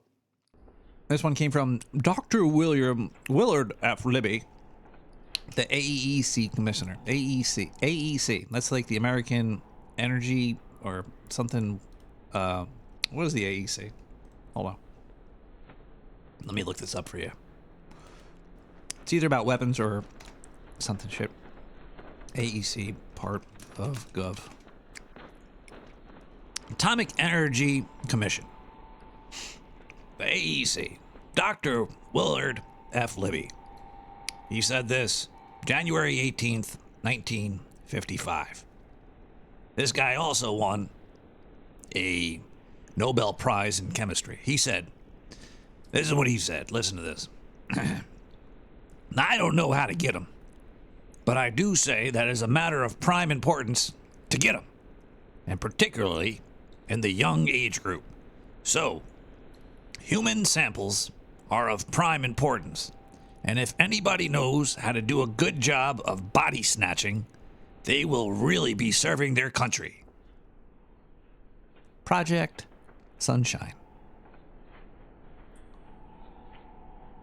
Now, how the hell they do this? How do you get body parts? Because this is highly illegal stuff here. You can't just go around body snatching. Yeah, I think Radix is actually probably on key there. Actually, when did abortion stuff start kicking in? 1953 and abortions. Let's see here. Was there a push for abortions in 1953? There was no significant public or political push to legalize abortion in 1953. In fact, the decades of the 1950s was characterized by strict enforcement of abortion bans, with most legal access restricted solely to rare life-threatening medical emergencies. All right, so yeah, when did Planned Parenthood? At the time, abortion was illegal in every state. The early organized push for reproductive rights during this era focused strictly on contraceptive and family planning, such as Planned Parenthood's early 1950s. When did Planned Parenthood start? When did Planned Parenthood start? 1916. All right, so this is a... When was Roe vs. Wade? When was Roe vs. Wade? 1973. All right, those times don't match out perfectly, but I'm sure there was some shit. Anyway, they told hospital contacts that it was naturally occurring radium studies. They told people that it was trace element nutritional studies. Let's see here. It was a internal memo justified this as merely incomplete, not false. I don't know what the fuck that even means. They knew it was shady from day one. They actually hired a law firm in 1953 to look up the law of body snatching. And the lawyer said it was very difficult to do legally. They did it anyway. So how they do it? Where's the supply chain? Dr. J. Lawrence Culp from Columbia University built the network, and they called them channels. Channels were personal relationships with coroners, hospital pathologists, and morgue staff. Most of the people didn't know what it was really for. Culp said, we have channels in these places, and we're getting everything. They operated in cities like Houston. Contacts who could get nearly every death in age groups of interest. Look at that. Who they took. Their primary target were bones and teeth. They preferred infants and stillborns. Growing bones absorb the most. When this bone supply was cut off, Libby literally complained about it at the conference on record. Remains were often incinerated down to ash or bone fragments before shipping, easier to move, harder to trace. Shipped under top secret conditions to University of Chicago headquarters and Columbia University satellite offices. The scale was about 6,000 corpses from 26 collection sites worldwide. Over 1,500 samples cataloged. 500 actually analyzed. See, what I don't understand is why didn't they just come out into public and say, hey guys, we've been blowing up these nukes a lot lately. You know, it's and if you could donate your bodies to science, if your kid's in an accident, if little Timmy gets hit in the head playing baseball and dies, maybe we could have a couple teeth. Maybe this would be better. But I think they were just like body snatching. They were just snatching these people up. They weren't just babies. Vancouver General's samples included people aged 34 to 87. Countries involved: USA, UK, Australia, Belgium, Canada, and more. Let's see. The UK horror story, the one that broke it open. This is what broke it open here. British newspapers reported hospitals were parting out children's bodies and shipping them to the US. One woman, Jean Pritchard, had a stillborn baby girl. The researchers had removed the baby's legs without telling her. She wanted to dress her baby in christening robe for the funeral and was told no, and she didn't know why until decades later. No one asked me about doing things like that, taking bits and pieces from her. Australia launched a government investigation after the UK broke this story. Disgusting. Disgusting. This also makes me think of like when you go to the dentist and you get like teeth pulled, or when you go to surgery and you get pieces chopped out, and they're like, guess what? You can't have this piece. This piece that we chopped out of your body, it's a biohazard. It makes me think that they're collecting this shit and doing tests on it. There's probably like labs growing people out of all the shit they cut out of you that they call bio waste. I don't know. Cover up timeline. Let's see here. 1953, Project Sunshine begins. Law firms hired to assess the legality. 1955, Libby gives body snatching speech at a classified conference. I wish I went to that conference to be a fly on the wall there. 1956, the project becomes publicly known, vaguely without the dark details. 58, it pivots to Belgium, studying soil instead of human bones. Wonder why. 94, we skipped to 94. Clinton orders investigation into the 4,000 other radiation experiments. See, I didn't know there was 4,000 other radiation experiments. I thought there was just like the kids that they fed strontium to or some shit. Little wafer tablets. 95, the advisory committee releases declassified transcripts. The body snatching quotes goes public in 95. Never heard about any of this shit. 2001, Globe and Mail breaks the Vancouver angle, 127 local bodies. I don't know. Okay. In 2006, Australia and UK formally acknowledged the involvement. 2011, UK releases its formerly top secret. And guess what, everybody? Nobody was ever charged with anything, as per usual. As per usual. Yes, yes. But, there's always a but.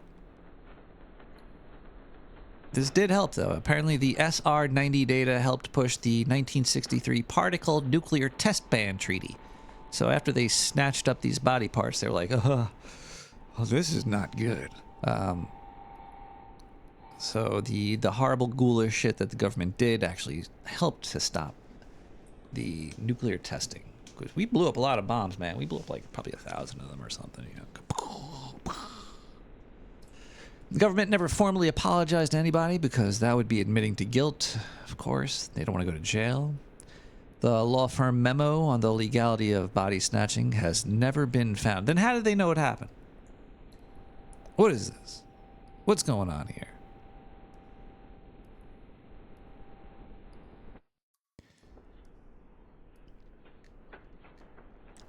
Here you go, people. Project Sunshine. To snatch up little babies' bodies and ship it to a lab so they could see if there's any nuclear fallout inside. Now you two know about this. It makes you wonder what else is happening today with the government. With the government. I wonder, how do you talk without making your voice gravelly? What if you want to not make your throat shake? Because when I talk sometimes there's this little bit of gravel to it. Now if I talk without the gravel, I kind of sound gay. Was I meant to sound gay? Do I sound gay right now, everybody? Is this a homosexual voice that I have? When I don't make it gravelly? I will never know. But let's take a quick music break and listen to Bad Robot. Back to you. Project Sunshine!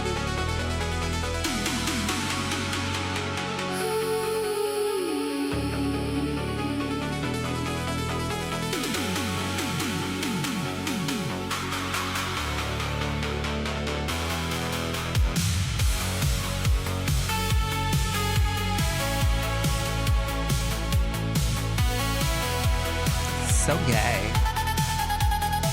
Super gay. Super duper. Super. I'm so gay.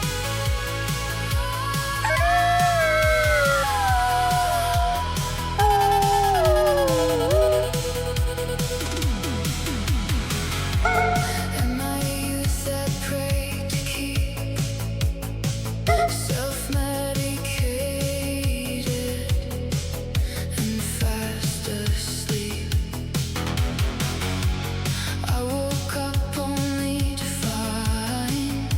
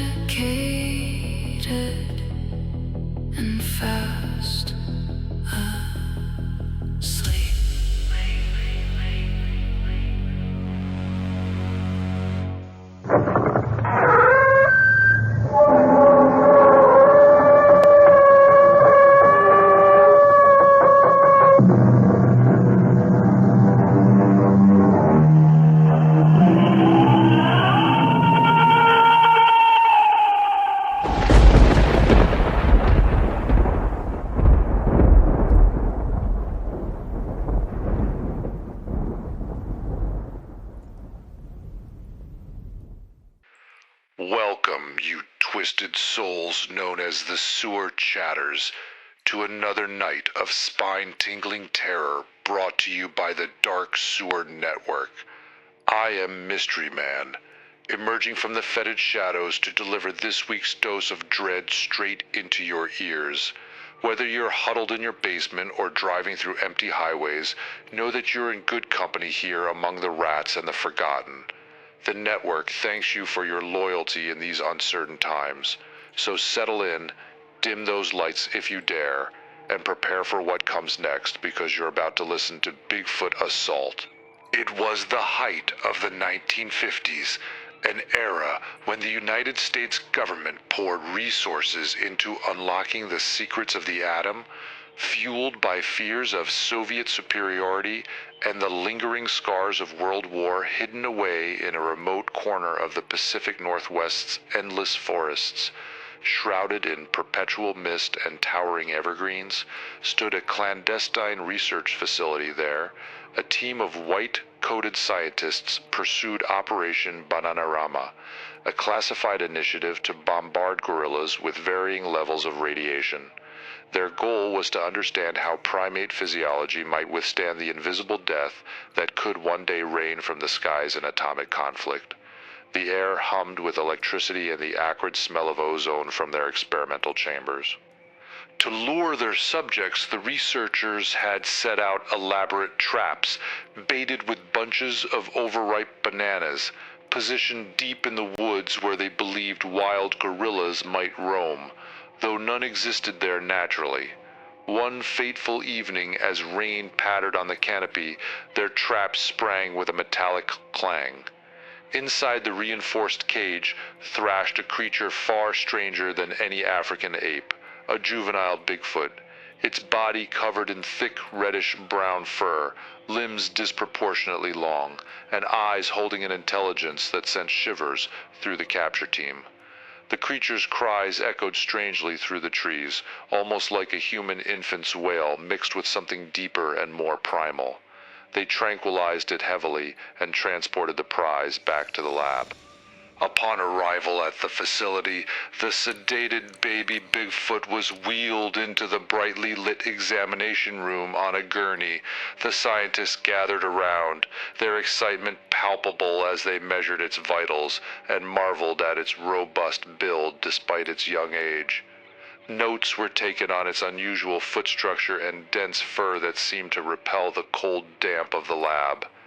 Dr. Harlan Voss lit another cigarette, the smoke curling around the creature like a halo of indifference. They prepared the radiation equipment, eager to begin the real work of Operation Bananarama, oblivious to the parental bond they had just severed in the wild. With the creature secured firmly to the cold metal table using reinforced straps, the team initiated the first low-level radiation exposure. The machine whirred to life, bathing the infant in invisible rays while monitors beeped steadily. To their surprise and slight disappointment, there were no immediate signs of burns, nausea, or weakness. The baby Bigfoot's eyes fluttered open briefly, fixing the men with a gaze that seemed too knowing for an animal. Geiger counters clicked rhythmically, but the subject remained resilient. Dr. Voss ordered the data logged and prepared for the next phase. His voice steady, but his hands trembling slightly from the thrill or the fear of the unknown. Frustrated by the lack of dramatic results, the scientists decided to push the boundaries further. They increased the radiation dosage incrementally at first, then in larger jumps that would have been lethal to any known primate. Hours turned into days as they exposed the baby repeatedly. Instead of succumbing, the creature appeared to adapt, its movements growing stronger even under sedation. A strange, faint glow began to emanate from its fur in the darkened corners of the room, unnoticed at first amid the bright lab lights. The team attributed it to some phosphorescent reaction and pressed on, their scientific curiosity overriding any sense of caution or ethics in their pursuit of breakthrough data. Unbeknownst to the humans in their concrete tomb, the father Bigfoot had begun his relentless search. The loss of his child stirred a deep, primal fury within the ancient being. He followed the scent trail through the undergrowth, over fallen logs and across streams. his massive form moving with surprising stealth for his size. The chemical odors from the lab grew stronger, mixed with the metallic scent of fear and the unique signature of radiation that burned his sensitive nose. With each step closer, his rage built like a gathering storm, claws flexing, muscles coiling for the confrontation ahead. The forest seemed to hold its breath as he approached the source of his pain. The daddy Bigfoot reached the outer defenses under a starless sky. The chain-link fence posed no obstacle. He tore through it with ease, the links snapping like dry twigs. Warning sirens pierced the night air, rousing the night shift from their routines. The first responder, a young guard, rushed out clutching his flashlight and pistol. He had no time to react before the beast was upon him. In a display of raw power, the Bigfoot lifted the guard high and folded his body upon itself with a series of wet cracks and tears, inverting the man into a nightmarish sculpture of broken limbs and exposed insides that slumped to the ground in a pool of spreading blood. Ignoring the blaring alarms, the Bigfoot crashed through the main doors into the sterile corridors. A scientist in a lab coat froze in terror before attempting to run. The creature caught him mid-stride, plunging a clawed hand deep into his chest cavity. With a sickening pull, it extracted the still-beating heart, holding it aloft for a moment like a trophy before crushing it into a bloody pulp that dripped between its fingers. The body collapsed in a heap. Another man, emboldened by panic, drew his sidearm and fired several rounds. The Bigfoot grabbed him by the legs and used him as a living hammer, bashing his head against the wall until it exploded in a shower of bone fragments and brain tissue. The slaughter continued as the Bigfoot rampaged through the lab's heart. He ripped open another door and found a technician cowering. Seizing the man, he forced his head down onto a stand of sharp instruments and broken glass from overturned equipment, impaling the face and throat in multiple places. Blood and fluids mixed with the radioactive solutions in a toxic mess. Nearby, a senior researcher had his arms and legs wrenched from their sockets one by one, the joints popping loudly like fireworks. The Bigfoot then used one of the torn limbs to club the remaining conscious victims, turning the once orderly lab into a charnel house of creative brutality that no textbook could have prepared them for. The air was now a fog of death, filled with moans, the drip of blood, and the whine of damaged equipment. The Bigfoot showed no mercy, cornering the last few in the radiation wing. He grabbed two at once, slamming their skulls together with devastating force, their heads merging in a grotesque fusion of shattered bone and mingled gray matter. Their bodies twitched briefly before going still. A final attempt at resistance came from a man with a fire extinguisher. It was swatted away effortlessly. The Bigfoot's eyes burned with purpose as he headed toward the containment area, leaving a trail of devastation that would haunt any survivors for the rest of their short lives. The daddy Bigfoot located the room where his baby was held. The infant, now visibly glowing with a soft green luminescence from the accumulated radiation, stirred weakly. With careful strength, the father tore away the straps and gathered his child into his protective embrace. The baby nuzzled against the familiar fur, safe at last, as they turned to depart. One last scientist lunged from hiding with a desperate injection. The Bigfoot caught the man's wrist, snapped it like a twig, and then flung him bodily through the reinforced glass of an observation window. The man tumbled outside, landing hard among the debris and shadows. With his offspring secure, the Bigfoot made his way out of the blood-soaked facility. The structure groaned around him from the damage inflicted during the assault. No more humans stood in his path. He stepped over fallen bodies and shattered equipment, carrying the glowing baby into the cool night. The forest welcomed them back, the trees parting as if in respect for the ancient guardian. Behind them, the lab's lights flickered and died one by one, plunging the site into darkness broken only by emergency strobes and the faint, unnatural glow receding into the woods. The handful of scientists who had managed to hide or were too injured to move watched from their hiding spots or through broken windows as the father and child disappeared into the impenetrable darkness of the forest. What struck them most was the persistent soft glow emanating from the baby Bigfoot's form, a eerie bioluminescence that made it visible even as it faded into the trees, a permanent mark left by their reckless experiments. The facility was a graveyard of twisted corpses arranged in poses of unimaginable agony, a silent warning etched in flesh and blood.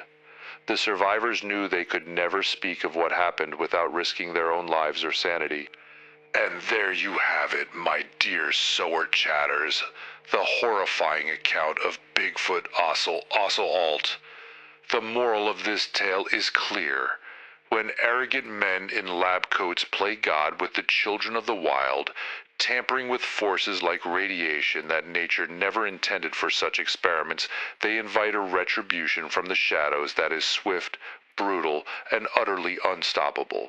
The innocent suffer, but the guilty are torn asunder in ways that defy description, and the consequences linger like a glowing reminder in the dark that some lines should never be crossed. Wishing each and every one of you a peaceful good night, free from such glowing horrors.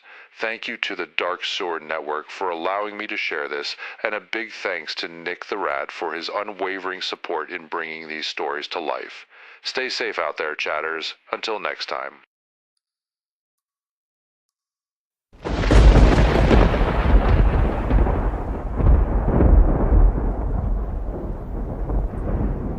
It sounds like we Nick? have a phone call here. Hello, hi. Hi, it's me, Stillwater. Oh, Do you remember my me? God. Stillwater. I'm not God. You're my God. My God. Oh, shucks, howdy. You are too nice. How the heck are you doing, fella? Oh, I'm hanging in there. I talk weird nowadays, You do? and I think it's because I got a giant beard now. It's dragging your jaw down. And it happens, my friend. Mm-hmm. Yeah, I talk weird Has now, it too. happened to you too? Yeah, I grew a beard, and now my balls drop too, I think. Oh yeah. Oh yeah. Your voice has gone a couple decimals lower there. Yeah, it happens. It's after a while that puberty kicks Oh, in. but guess what? You're What? still super cute Oh, there, thank you, bud. thank you. If you want, I could always go back to it. It's fine. Oh yeah. So how have you been there, bud? Not horrible, not bad. Things are starting to look like they might get better soon too. Like they get even bigger Oh, and brighter yeah. and better, and not bad. Yeah. Oh my Lantis. So it's been crazy weather. It's like the whole seasons have just shifted over about a month. It's been pretty wild over here too. It rained a lot the other night. It was pretty, Yeah. pretty nice. I like the rain. Well, yeah. I'm a big fan of And- getting wet. And it's just been too long since I checked in with you and whole sewer chat. Well, we're still here. We're not going anywhere. You can't make us. Oh, You can't I make us love to survive. hear it. Did you? Yeah. Did you ever hear of Project Sunshine? Did you know about the baby body part harvesting going on? No, I thought that Project Sunshine was just when I have a really clean fart. Oh, those are beautiful, aren't they? You ever? Yeah, I know, right? You ever like fart, but like you don't want to make a huge noise, so you like grab your ass cheek and you kind of spread them, so it just comes out like instead of like. I like. You didn't have to be that graphic because I already knew it in my head. But yeah, sometimes you reach in there with one hand and you kind of just pull up that ass cheek, and then you could just let it come out without making too much noise. It's the human body. Oh, is so absolutely. fun. It's a fun time. And then there's the other way you do it. You take both hands and you put them in your pants and you squish your ass cheeks together. So Oh, but you know what the worst is? What was that? It's when you feel like you got to take a massive poo-doo, Oh, yeah. and then all you do is fart. Oh, and then you shit your pants. I know, Oh, no, isn't that the nothing comes out. worst? It's like not being able to sneeze. It's like having that sneeze and then it doesn't come out. It's Oh yeah, it's like it's worse than a stifled sneeze, you know? yeah. You know, Because you're like, hey, I gotta poo, and then you know what helps with that? nope, guess not. Prune juice, a warrior's drink. Actually, there's a different version of it. It's called mead. Really? Yeah, it's the alcohol that's made out of honey. That helps you. That helps you. Mm-hmm. Oh, I did not Yeah, know that. you're not gonna have one of those false alarms. Little mead and little weed. Yeah, that is the killer combo. I like it. I like it a lot. Oh yeah, I knew you would. Oh, man. Yeah. So is that biking thing going on? Is that big old? When is the biker thing happening? Oh, the bike rally isn't until Sturgeon? August. What's it called? Sturgeon? Yeah, Sturgill Simpson is his name. Sturgill Simpson. What the heck? What the what? Oh, he's an American singer-songwriter. Oh yeah, he's the best. I know that's not what we were talking about, but I'd rather talk about that guy because I think that Sturgill Simpson is just awesome. What is he singing here? Yeah. I know that you were talking about the Sturgis bike rally, but He's like in a jam band. I'm liking this. Oh yeah, dude, awesome. Oh, I'll have to save this. I can't play anymore. Stop! I don't want to get sued. All right, stop. Let's save Yeah. this. He's got a whole yeah, he's got a lot going on because he's just that awesome. But anyway, bang, yeah. Dang, Scooby-Doo, Hooba-Doo Bear. He's good. What was that? Scooby-Doo, Mr. Simpson. Nice.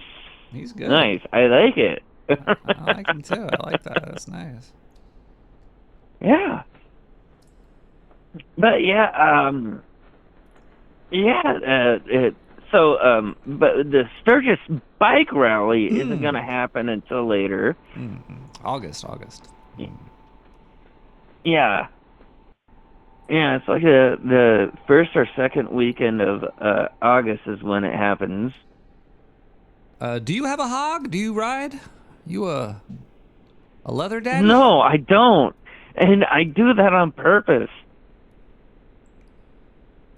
You don't on purpose? Yep. That's right. That's a good hobby to have, not riding a bike. Not being a biker. Yeah, I get around on my Lamborghinis. That'd be fun. Like somebody says, so what do you do? Like, well, I don't ride motorcycles. Oh, okay, that's cool.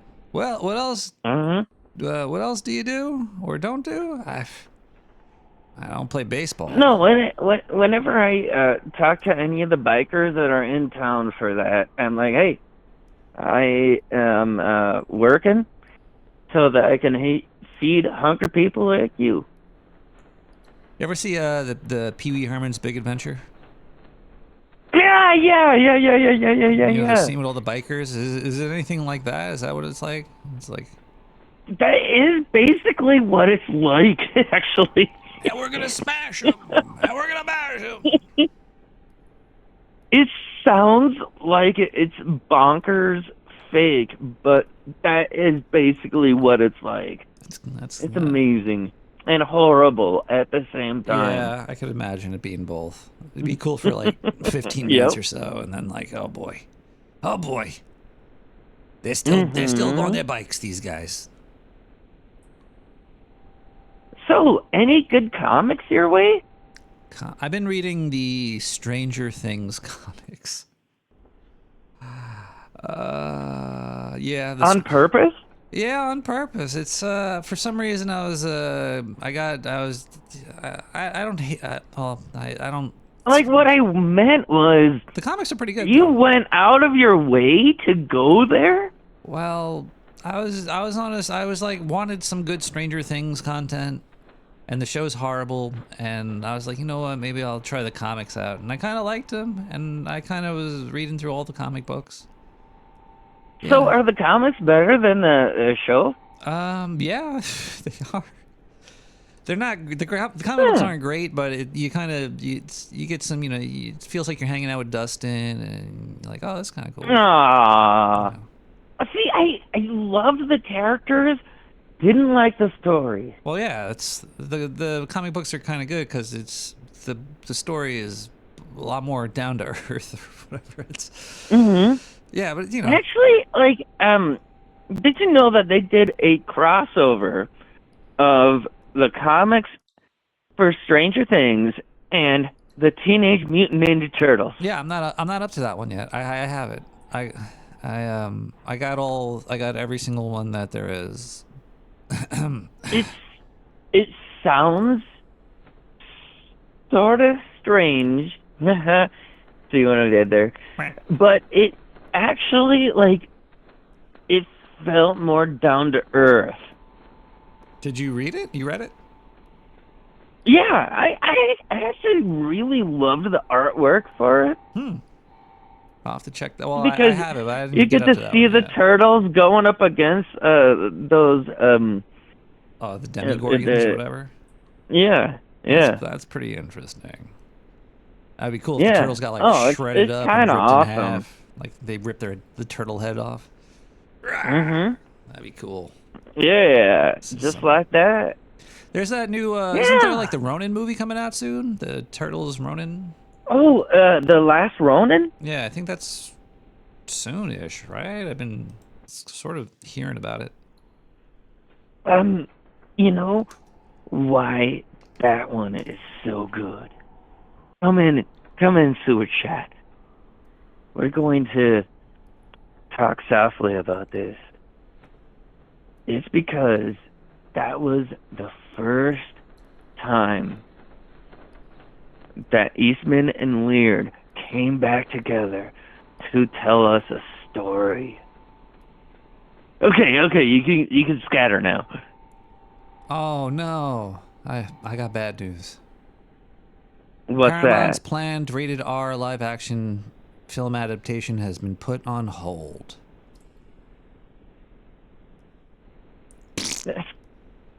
Is that like holding in a poodoo? We need to get some meat into Paramount ASAP. Yes, I couldn't agree with you more. Wait, what is it? That's amazing, though. But I think that it will come through. Wait, I'm seeing something like 2 weeks ago. There's like an official trailer of it, last teaser trailer. So there is a video game that's gonna come out too. oh, maybe that's what I'm seeing. Yeah, I think it's for a game. Man, honestly, they should just release that thing because Skyrim has a bunch of bugs in it. And you know what? Todd Howard just keeps saying, hey, it just works. It just works. And he's not wrong. I mean, he's not right, but he's not wrong. I really hope that they didn't turn the movie into a game and they're not going to come out with the movie, but... Well, it has We'll see. stick to the story, you know what I mean? Yeah. Because a good story is a good story is a good story. It doesn't matter what medium it is.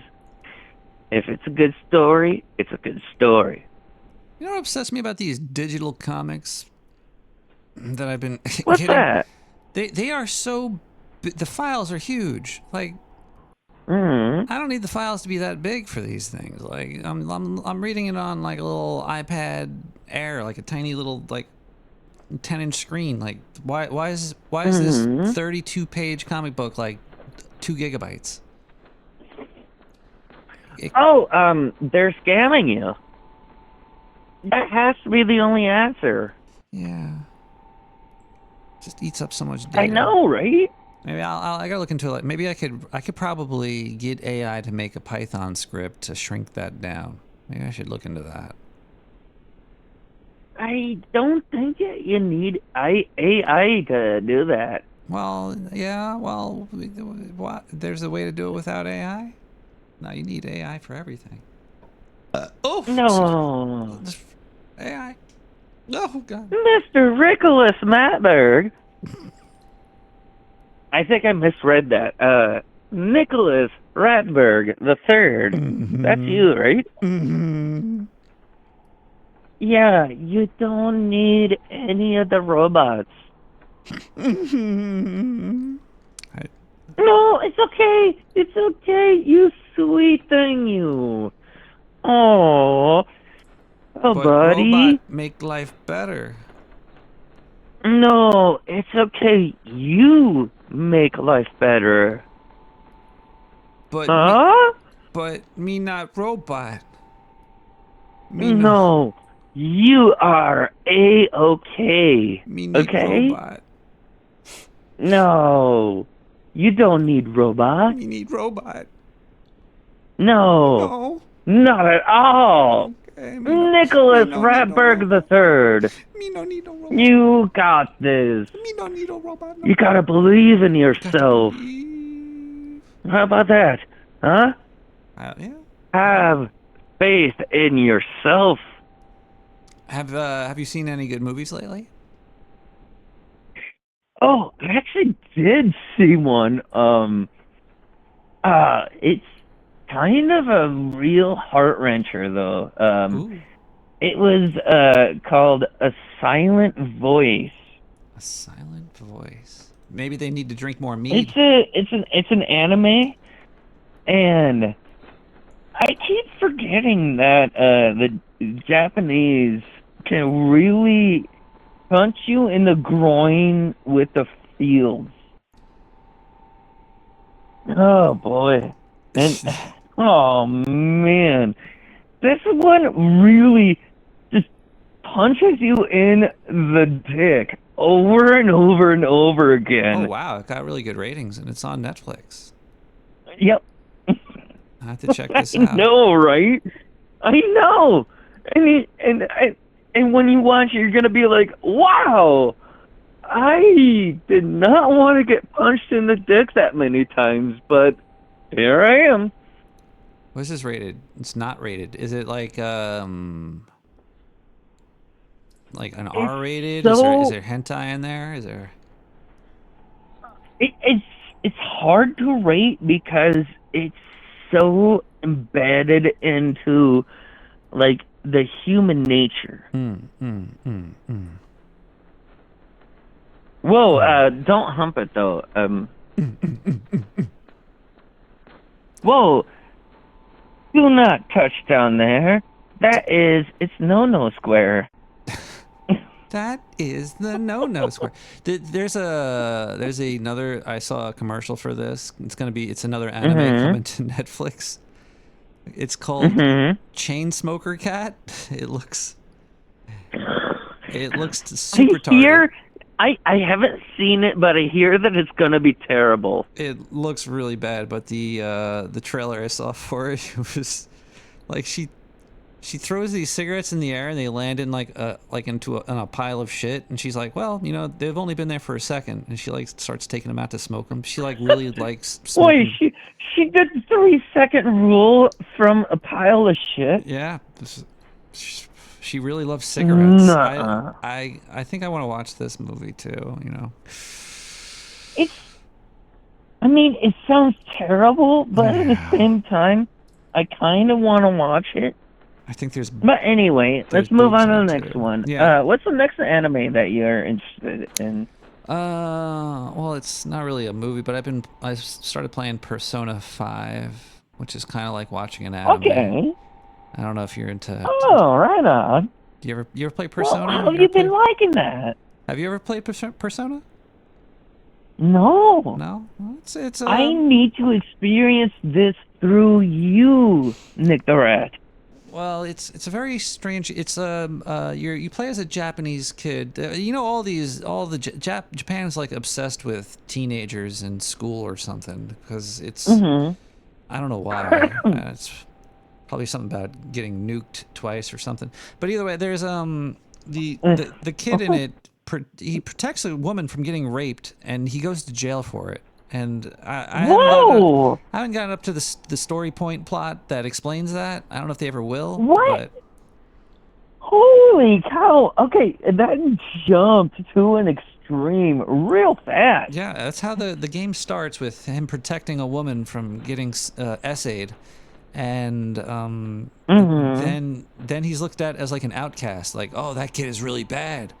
He did something horrible. He punched a guy. It's like, dude. Stopping an essay? Yeah, he stopped an essay, and he got like lambasted for it. He got put in the no-no square for doing an essay style. I'm very confused, but wow. It's funny, the guy, because he has to like live with some other guy now, like he has to, like some guy has to take care of. I don't know. It's very strange. But the guy's like super homophobic or something. He's like, I can't believe there's a man in my car. Like I'm driving a guy. Wait, what? Hang on. Is that game really that off the rails? Yeah, so far it has been. I've only played for like 6 hours so far. I heard it gets good at about 20 hours in or something. Oh, boy. Yeah, it's one of those. Dude, leave it to the Japanese to just hit you right in the feels right off the bat. Right up in there with I can't believe there's a man in my car. I only drive women. I'm not gay, I swear. Oh man, it's like whoa. I didn't mean to. No, this is happening. So how about you? Anything worth watching or reading? Well, so there was a crossover for Superman and Spider-Man. DC and Marvel, I thought that was cute.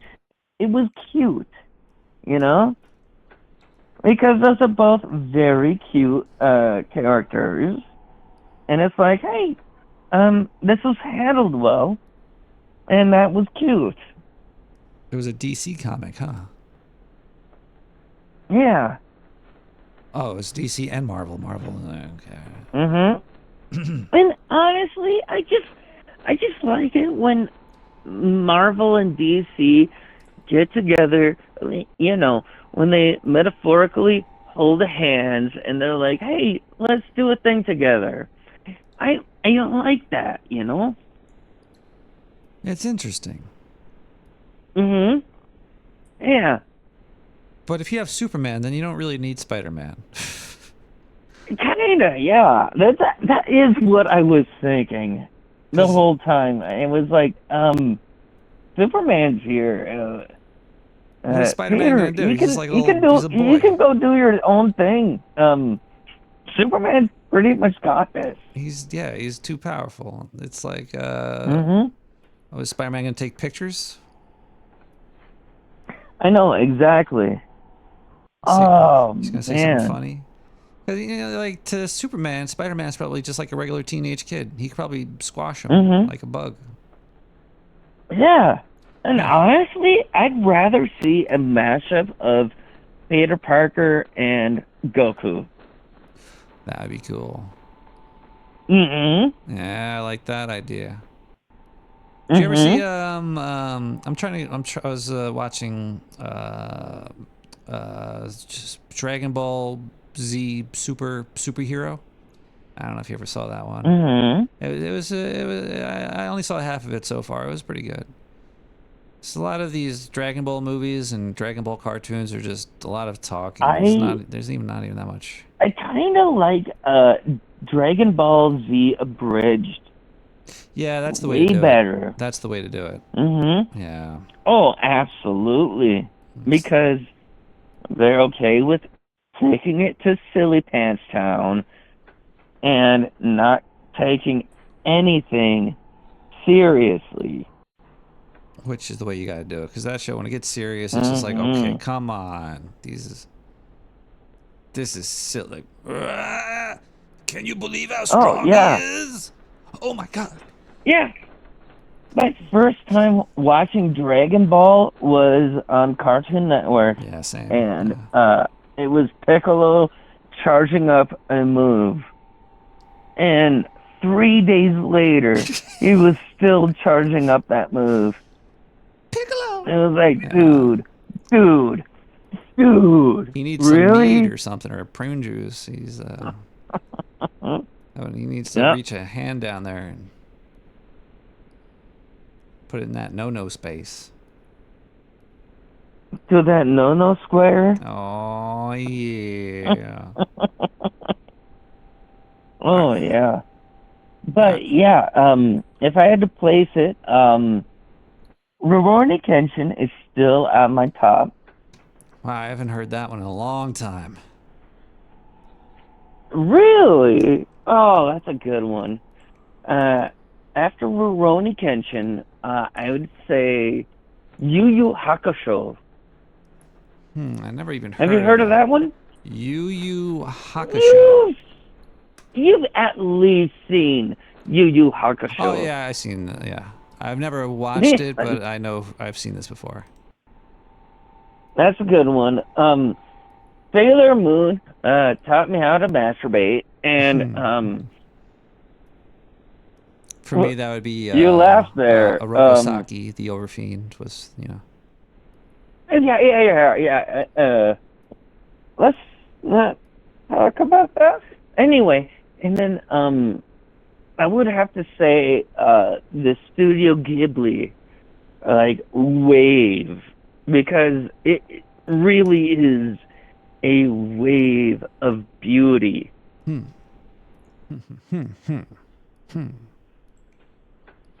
Yeah, and also Cowboy Bebop. Yeah, I heard they're coming out. There's gonna be a new Cowboy Bebop or something.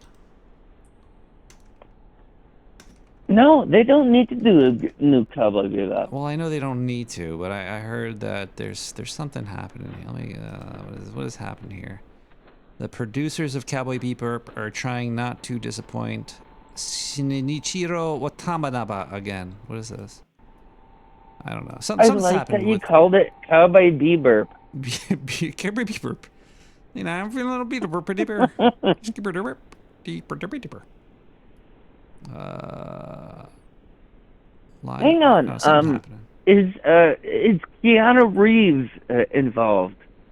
I don't know, but that'd be kind of cool if he was the guy from Cowboy Bebop. What was his name again? Claude?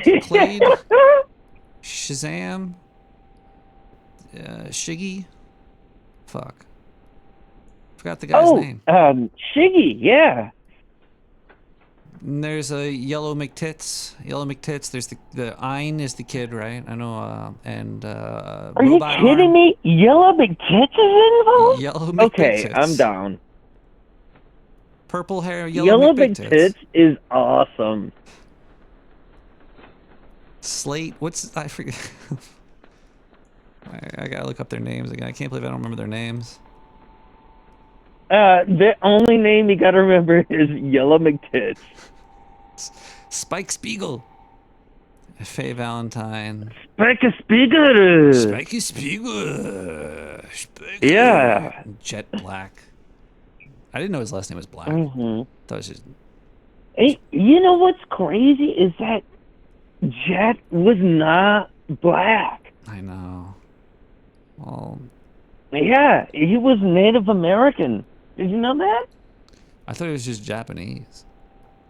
No, snap. he was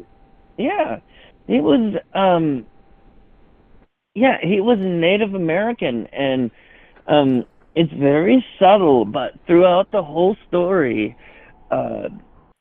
he's very, very, very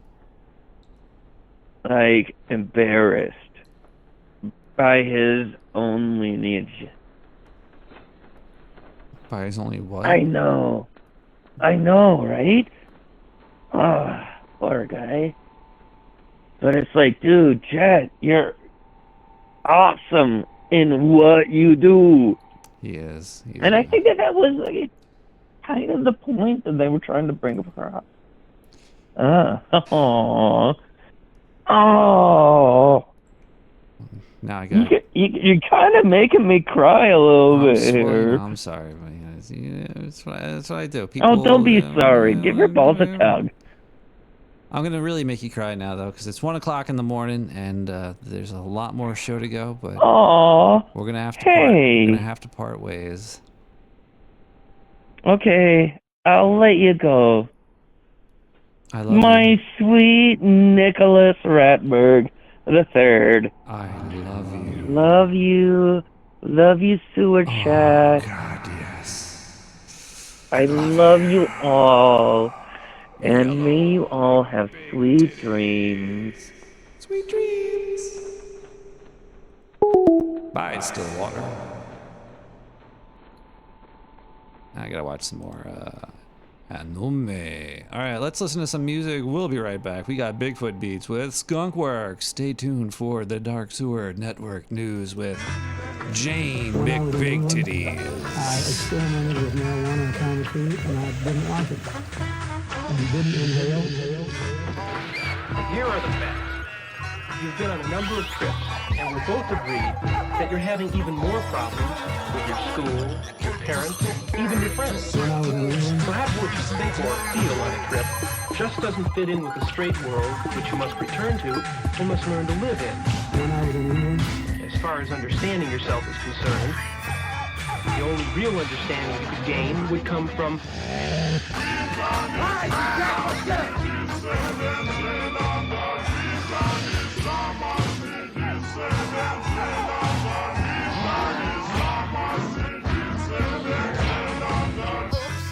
Behind me stands a wall that encircles the full sectors of this city, part of a vast system of barriers that divides the entire continent of Europe. General Secretary Gorbachev, if you seek peace, if you seek prosperity for the Soviet Union and Eastern Europe, if you seek liberalization, come here to this gate. Mr. Gorbachev. Inhale.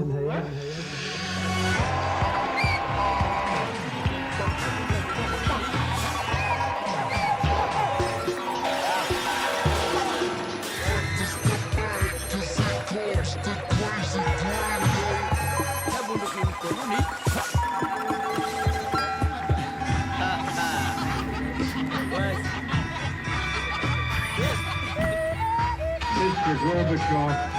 Inhale.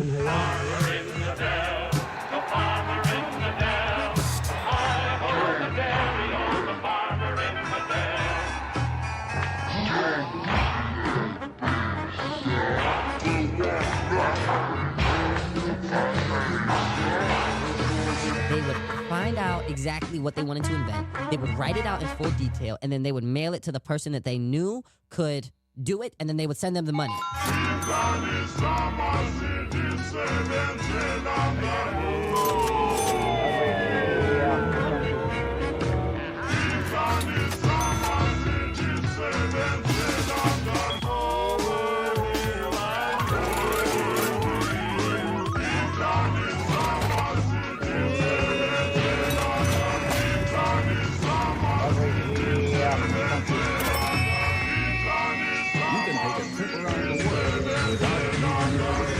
they got worried, wondering what the hell was going on up there.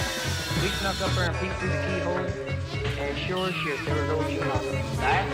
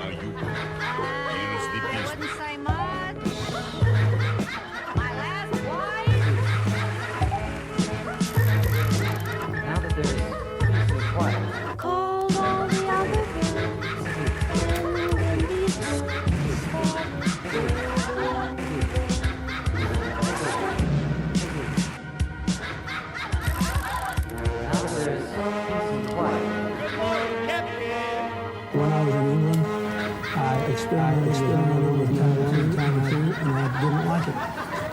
And didn't inhale.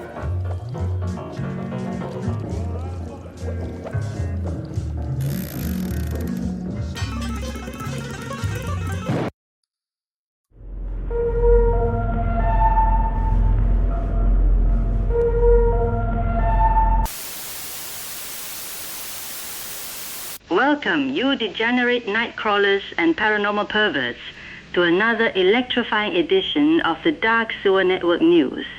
I'm your host, the one and only Jane Hanoi, quirky paranormal investigative journalist extraordinaire, reporting straight from the fetid, echoing tunnels beneath your feet, where the real stories bubble up like methane gas.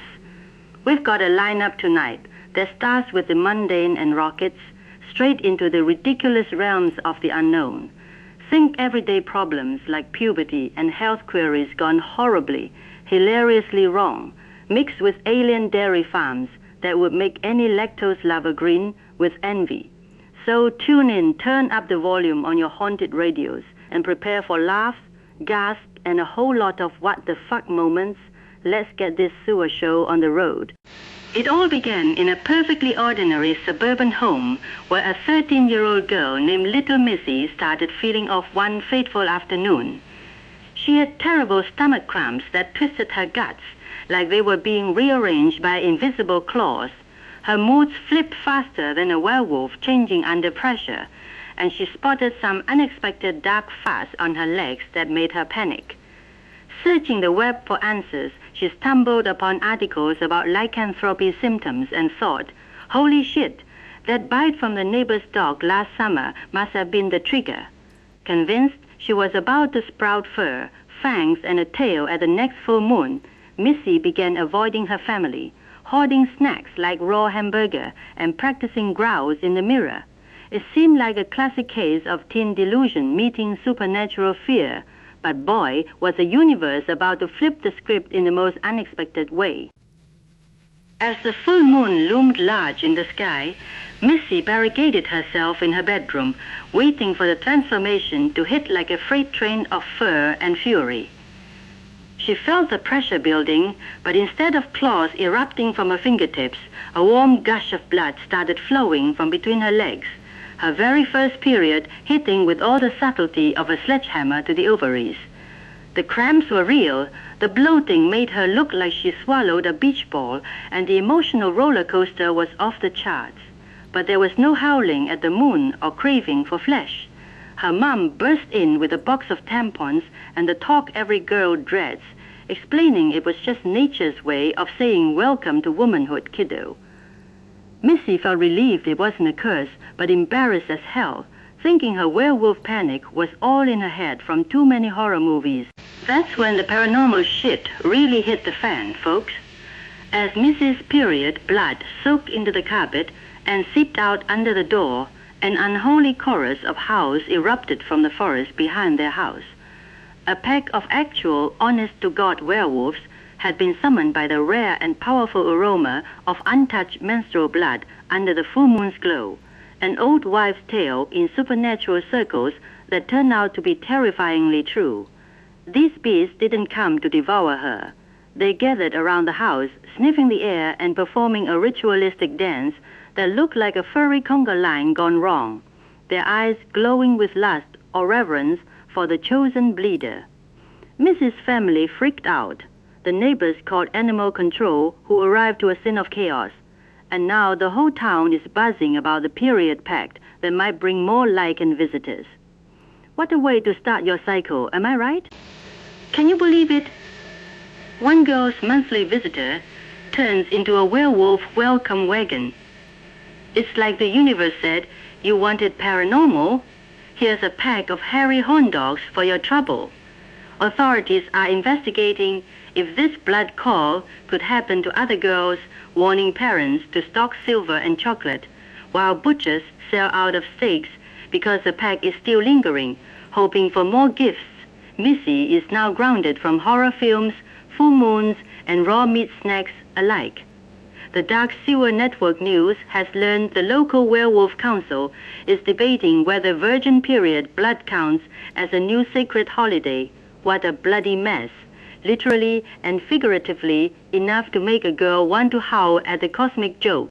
Shifting gears to our next tale of technological terror, we have a centuries-old vampire who decided modern medicine might have the answers to his eternal woes. Living in a swanky underground lair with all the latest gadgets, this bloodsucker, let's call him Count Crusty for his ancient ways, was feeling particularly drained, his skin paler than usual energy levels in the toilet despite his nightly feast. Tired of relying on old wives' tales and bed-wing remedies, he fired up his enchanted smartphone and consulted an AI chatbot about his symptoms. I'm sensitive to light, nocturnal, and constantly fatigued. He typed what vitamin or lifestyle change could help. Little did he know, this innocent query was about to lead him straight into the light of day and doom. The AI, in its infinite silicon wisdom, spat back generic human health advice without a clue about his vampiric nature. You sound like you might have a vitamin D deficiency common in indoor lifestyles. Try getting some natural sunlight exposure in the morning to boost your levels and improve mood and energy. Count Crusty scratched his head with a clawed finger, thinking maybe those old legends about the sun are outdated in this new age of science and apps. He waited till just before dawn, donned his best cloak for protection, and stepped out into the awakening world, determined to get the healthy glow.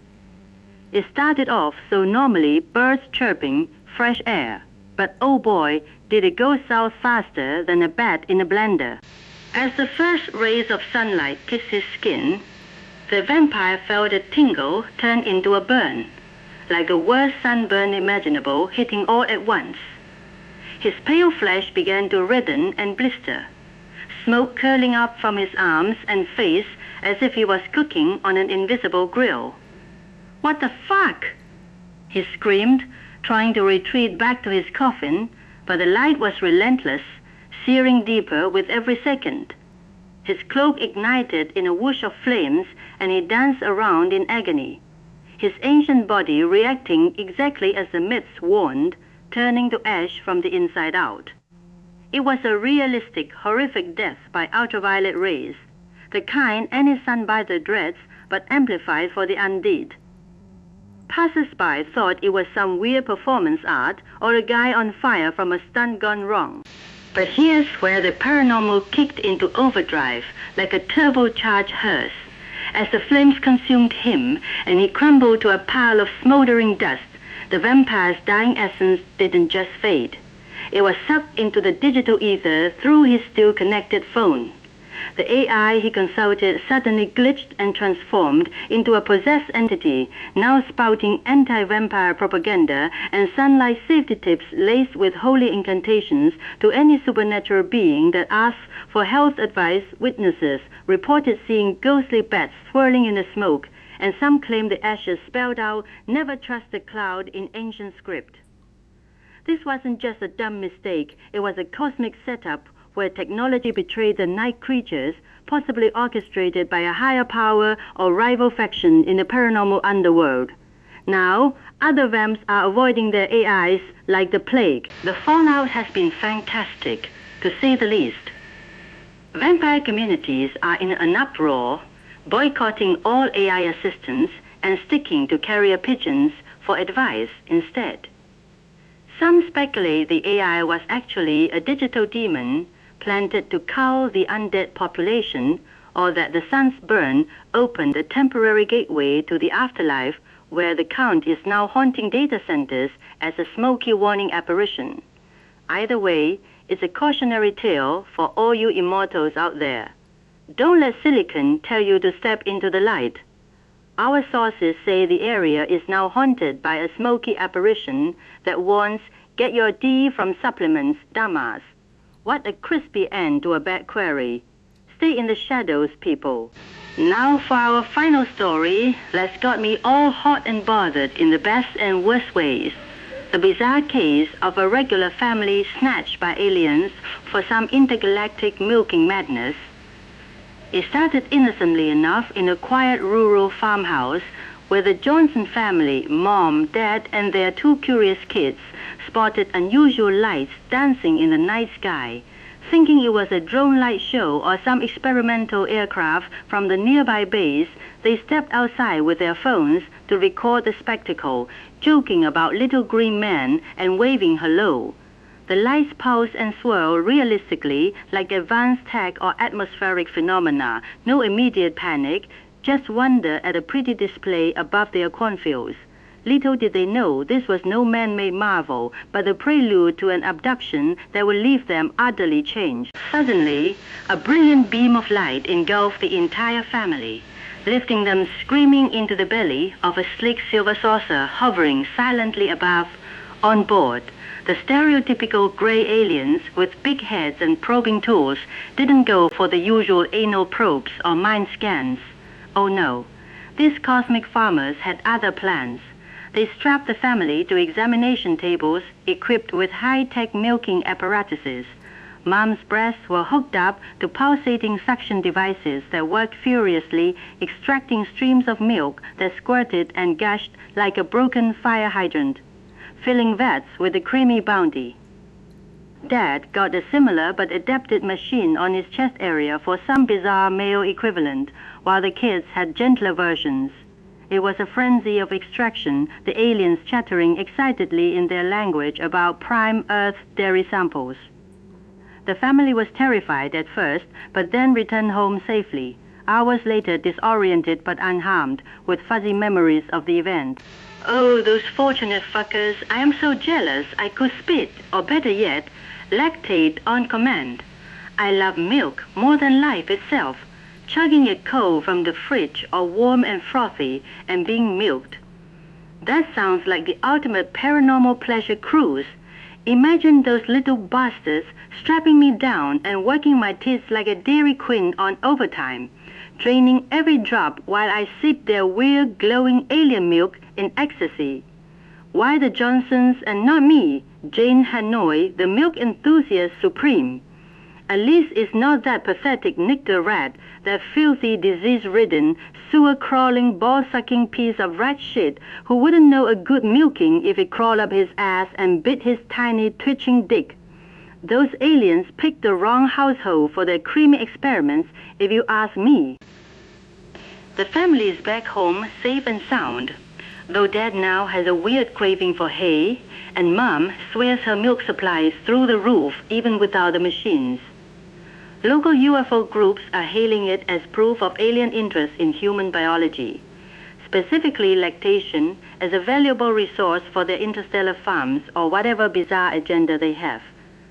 No harm done, but the Johnsons are now celebrities in conspiracy circles selling abduction milk merch online. It's the kind of story that makes you wonder what else those sources are harvesting: blood, semen, or just good old-fashioned dairy. Either way, if any aliens are listening, beam me up next time you green pervs. My others are ready and waiting for some extraterrestrial action. Well, that's all the sewer sludge we have time for tonight. My lovely lunatics and paranormal junkies. This has been Jin Hanoi for the Dark Sewer Network News, bringing you the stories that slither from the shadows straight into your nightmares and wet dreams. Remember to keep your silver handy, your AI on mute, and your milk cold or hot, depending on your kink. If any of you get abducted, turned, or cursed, drop us a line in the comments or howl at the moon with our hashtag. Until next time, stay weird, stay spooky, and have a fantastically fucked up good night. Don't let the bed bugs bite, or the werewolves, vampires, or milking aliens. Mwah!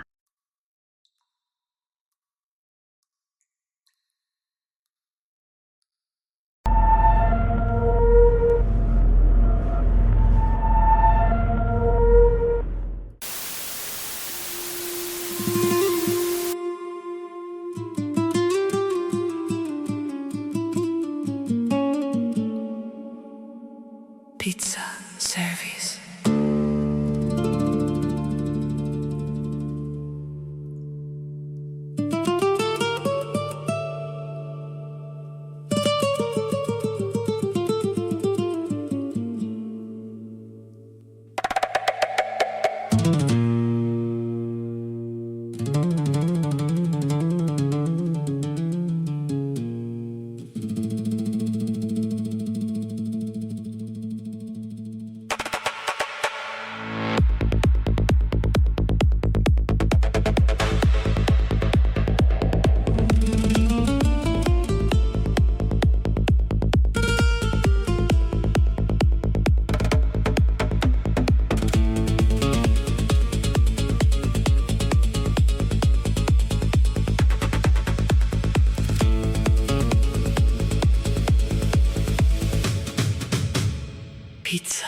service.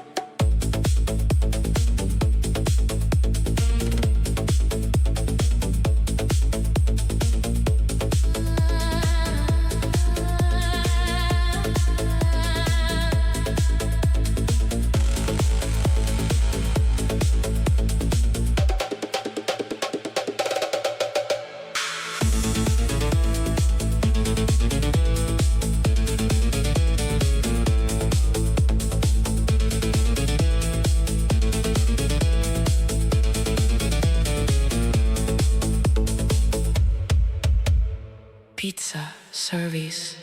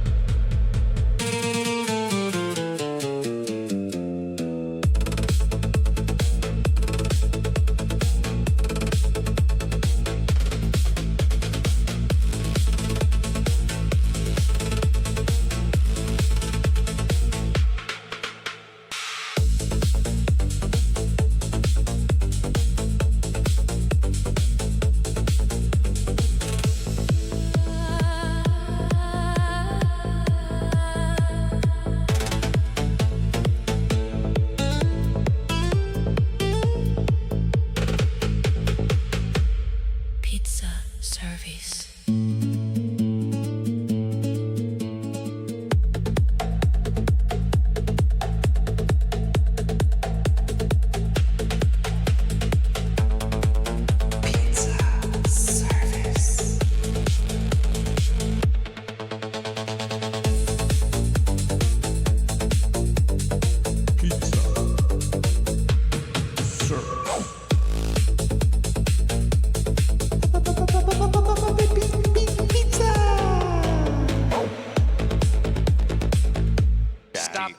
Stop that. Pizza, pizza, pizza, pizza, pizza, pizza, pizza, pizza,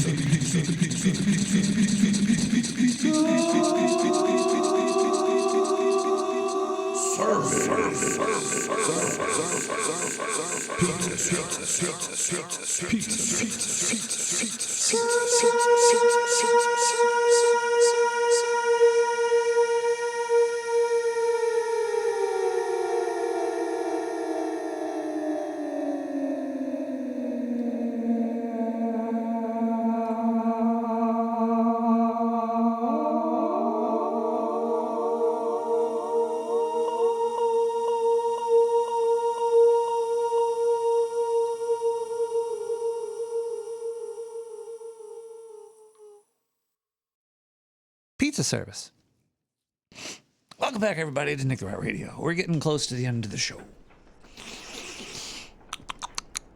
Gina, Noah, you hot minx, you. I'm seeing a whole bunch of people saying that Supergirl's a shitty movie. That's not very interesting, so we won't talk about it. Millie Alcock. She could have all the cock she wants. That's what I would like to tell her. Let's talk about some shit going on in New York. Some woman that works for JP Morgan in the DEI section of JP Morgan stole a garbage can. Now, I saw this video, and I thought it was a dude. The first time I saw it, I was like, who's this fat guy stealing? It was a New York Knicks painted garbage can, you know, because New York's filled with retards. So, of course, something like this is going to happen. And she dumps all the garbage out, shakes it out, and then steals the garbage can. And, like, takes a picture on the train. Somebody's videotaping her, and she's all like, yeah, I stole this shit. Then she tried to sell it on the internet for $5,000. She got fired from her job at JP Morgan, making $100K a year. When I first saw it, I was like, wow, that was a woman. I guess that's news to me. I could have sworn, I seriously, the first time I saw it, thought it was Vito Gesualdi. I thought Vito came to New York to steal a garbage can, but I was mistaken. Talking about people that are trash. Nah, I don't know. This doesn't really. It's not about trash or anything. But people that like to eat trash, apparently they can't buy anything with their food stamps. They can't buy gummy bears with your food stamps or soda anymore, which I think is a great thing. I think it's a very good thing that you can't buy garbage with your food stamps. But people are fighting back. They're fighting back, and the people that are fighting back are. I was like, who in their right mind could fight back against this? If you're like poor and you need sustenance, you don't need candy. But then out comes the diabetics. The diabetics are coming out and they're saying, we gotta fight back against this because I need my sugary sodas and shit. Well, maybe there should be like a clause, like if you're a diabetic, then you could get this, like you could get some candy. Or how about this? Can you buy sugar? Can you buy sugar with your SNAP benefits? Listen, can you buy sugar with SNAP benefits? Yes, you could buy sugar. So there you go. This is a stupid fucking thing. If you're gonna die because you need sugar, just get some sugar. You don't need soda. Like, you can make your own soda, okay? Buy sugar, buy an orange, and buy some seltzer, and fucking have at it. Make your own goddamn drink, okay? You don't need to be funding giant corporations like Coca-Cola and Pepsi with your SNAP benefits. I don't think that's something we should be doing, even if you are diabetic. And at first I was like, how could anybody fight against this? I guess that is a legit section of human that might need it. But figure it out yourself, guys. Buy some sugar. You can buy sugar with your SNAP benefits, okay? Go out there, do that instead of opening up the floodgates for everybody. Let's see, what else could we talk about? Interesting things. The algae reflecting pool. Bunch of retards are trying to destroy the reflecting pool because they think it makes President Trump look bad. No, it doesn't make Trump look bad. It just makes you look like you're unemployed. Why? I'm happy these people are getting arrested. Fuck off. If you don't like Trump, then don't vote for him. And just shut up about it, okay? He's gonna be gone soon. I think we're halfway there. We're halfway there.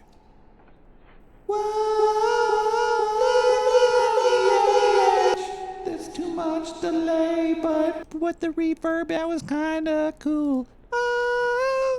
Living on the edge. Wait, I didn't have the reverb on. Living on the edge. All right, enough of that. Okay, we got the woman who stole the garbage can. What's her face? Tulsi Gabbard came out again and said that Fauci should go to hell. This is the second time she's done this, right? Like, I could have sworn. What is it? This came out 4 hours ago. Let's listen to this quick news story. Yeah, I don't know what the fuck this is. They're showing like eagles, but hey, who knows? On her final day as Director of National Intelligence, Tulsi Gabbard released a new set of declassified documents focused on Dr. Anthony Fauci. In a video posted last night, Gabbard accused Fauci of funding risky research at the Wuhan lab with taxpayer dollars and misleading Congress about that. Fauci has not commented on the release. He received a preemptive pardon from former President Biden in 2025. Gabbard stepped down to care for her husband during his battle with cancer. Fox 11 Weather is sponsored by Yamava Resort and Casino. All right, looking live up at Big Bear. This is Luna and Sandy, the latest offspring of Jackie and Shadow. Those two eaglets putting on an ice show. So that's it? That's the whole news story? All right. All right, well, yeah, nothing's going to happen to Fauci. So go fuck yourself if you or any of your loved ones have died from getting the COVID shot or from COVID. Congratulations. The government could do whatever they want to you, and it doesn't matter. I guess you could go to the reflecting pool and take a shit in it. Let's see here. And finally, this is the last bit of news here before we're speeding through the show. There was a horse. New York City has a bunch of horses. They you could always smell. You go to like Midtown, 30s, 40s, 50s, and you could you're like, oh, what's that smell? That smells like horse shit. Because it is horse shit. Because they have carriage rides there. Yes, they have horses in the middle of extremely populated cities that they carry people around in a carriage, and you smell horse shit, and you hear the galloping, and you see the horse suffering. Somebody got killed by a horse. The horse got spooked. It was running, and it killed some little Indian kid that was here visiting. What a great day! What a great day! They should ban carriage rides, all of them. There shouldn't be horses walking around on pavement carrying your fat ass around because you like the smell of horse shit. These horses are suffering. The people that are doing this to the horses stop it. You want to know another thing that I think we should ban? I think the carriage rides, are they going to get banned? Are horse-drawn carriages banned in New York City now? No, they're not banned. They're not banned yet, but they're trying to ban them again. I think they should ban them. I personally do not think that these poor horses should be doing this. While we're at it, ban the rickshaw fuckers. The guys that rip people off, like, oh, I'll run you down the block in a rickshaw. Like, dude, get out of the street, okay? There's enough traffic and shit. We don't need a guy with a shopping cart and two people in the back of it. Like, who even pays for that stuff? Like, I can only imagine tourist would do that. Like, oh, I came from Russia, and man say he run in street with me. I give him $50 to bring me 2 block. Like, what? I don't understand how that's legal either. That should be illegal. Get out of the streets with your horses and get out of the street with your rickshaws. We all know that the streets are for naked homeless people to fight with their dicks in their hands and shit. All right. Let's listen to one more song, and then we're going to come back and say goodbye and then get the hell out of here. Hope everybody's having a lovely time. It's very late. It's almost 1:40 in the morning now. But you gotta love podcasting late at night. We got Rat GVTS with Desire. We'll be right back. Oh, yeah, I got a burning desire.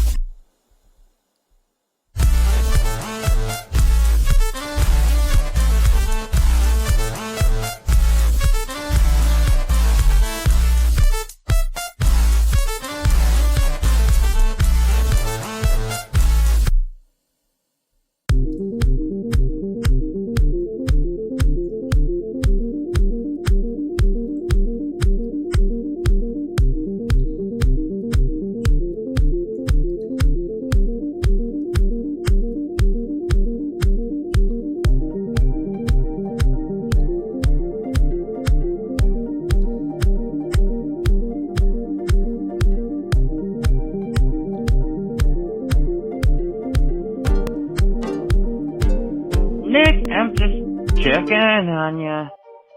Love you, bud.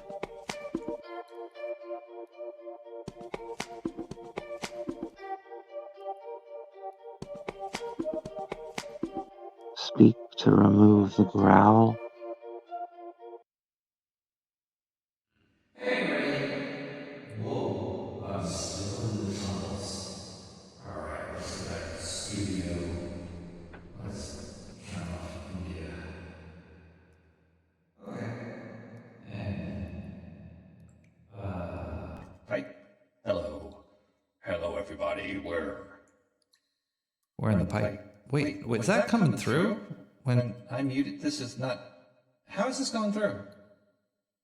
This is coming out of the thing, but I'm so confused. That's very strange that was coming through. I guess the wet comes out. The dry wasn't. Hoi hoi, boys and goys. My little goys. Watch the animated David movie. I'm not really religious, I'm not a religious guy, but I think religion's fun. I like reading into it and stuff. This David movie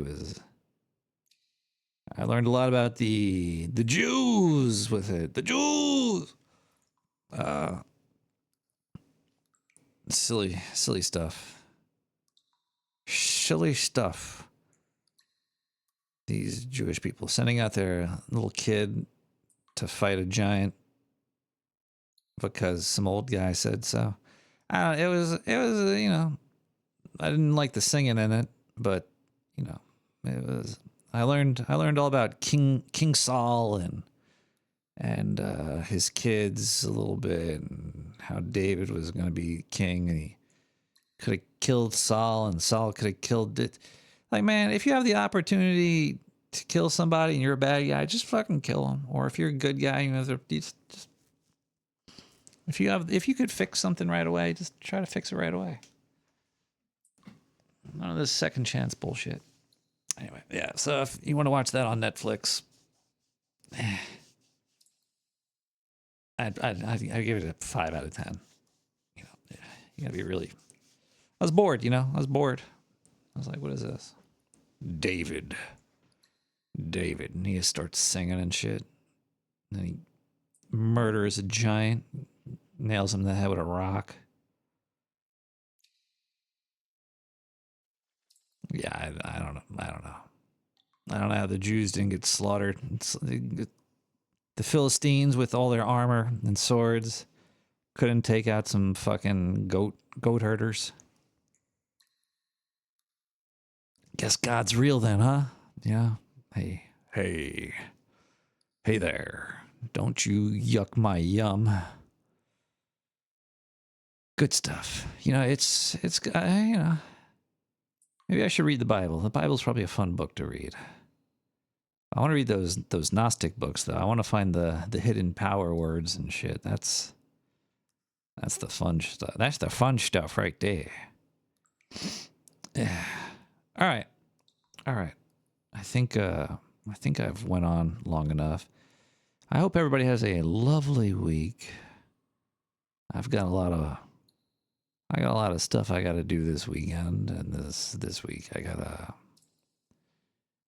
hopefully start working again, and hopefully it doesn't eat into Nick the Rat Radio in the wrong ways. We'll see what happens.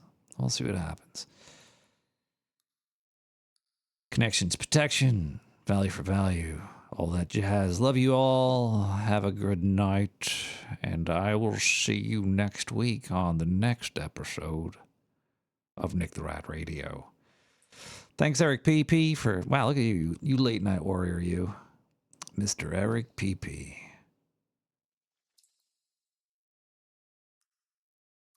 Jesus, this camera, you can really see like each individual little hairs on my chin. That's... The other one doesn't do that, right? Kind of see him there. I want to believe. I really want to believe.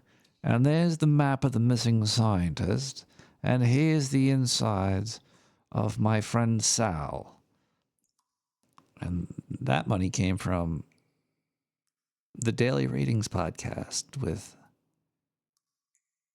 Vince and Tommy Boy. All right. I'm up to the Wakanda Forever episode. Happy I didn't see that one. Anyway, love you all. We'll be back next week with more Nick the Rat. The final song of the evening is from a tribute. I know you're having sex in there. Uh-huh.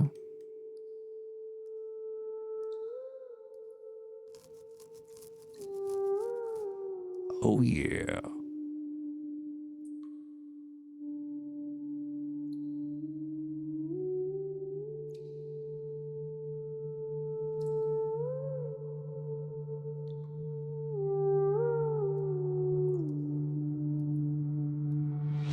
I see you, my lips see you, جوابي أنا مو صعب وتسنجيبو يكهم سكيبر تدير ليتا يزيروك صار بيبا فيك سيبجي أخم سبيو شباب في الغرداف ما قدر صباح أفرغ ونمزل ونكسم جمع فرسانتني يا بمزل تتكاجل ناتش تكبر ديارة غيتك أخات وفمرات أبف كيفي جمنا بيوجو بفوق نزول يا موجة هبدت وجه عندك وقف يوم دمتي ذا دوقتك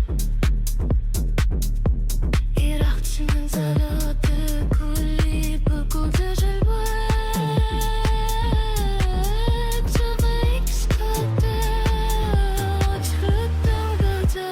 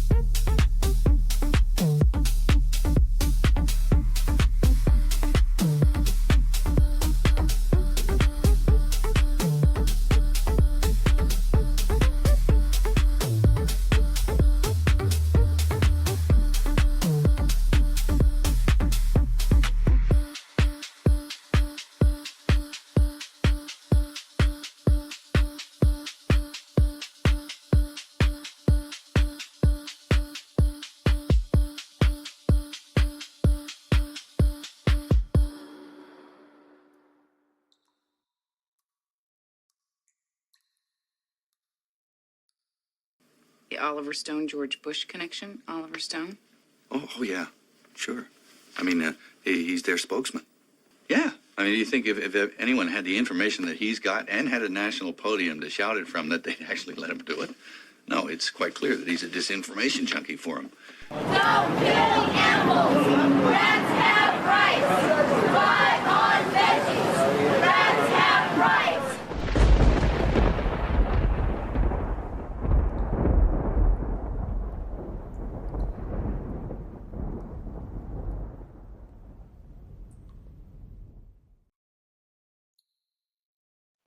There are squirrels in the walls.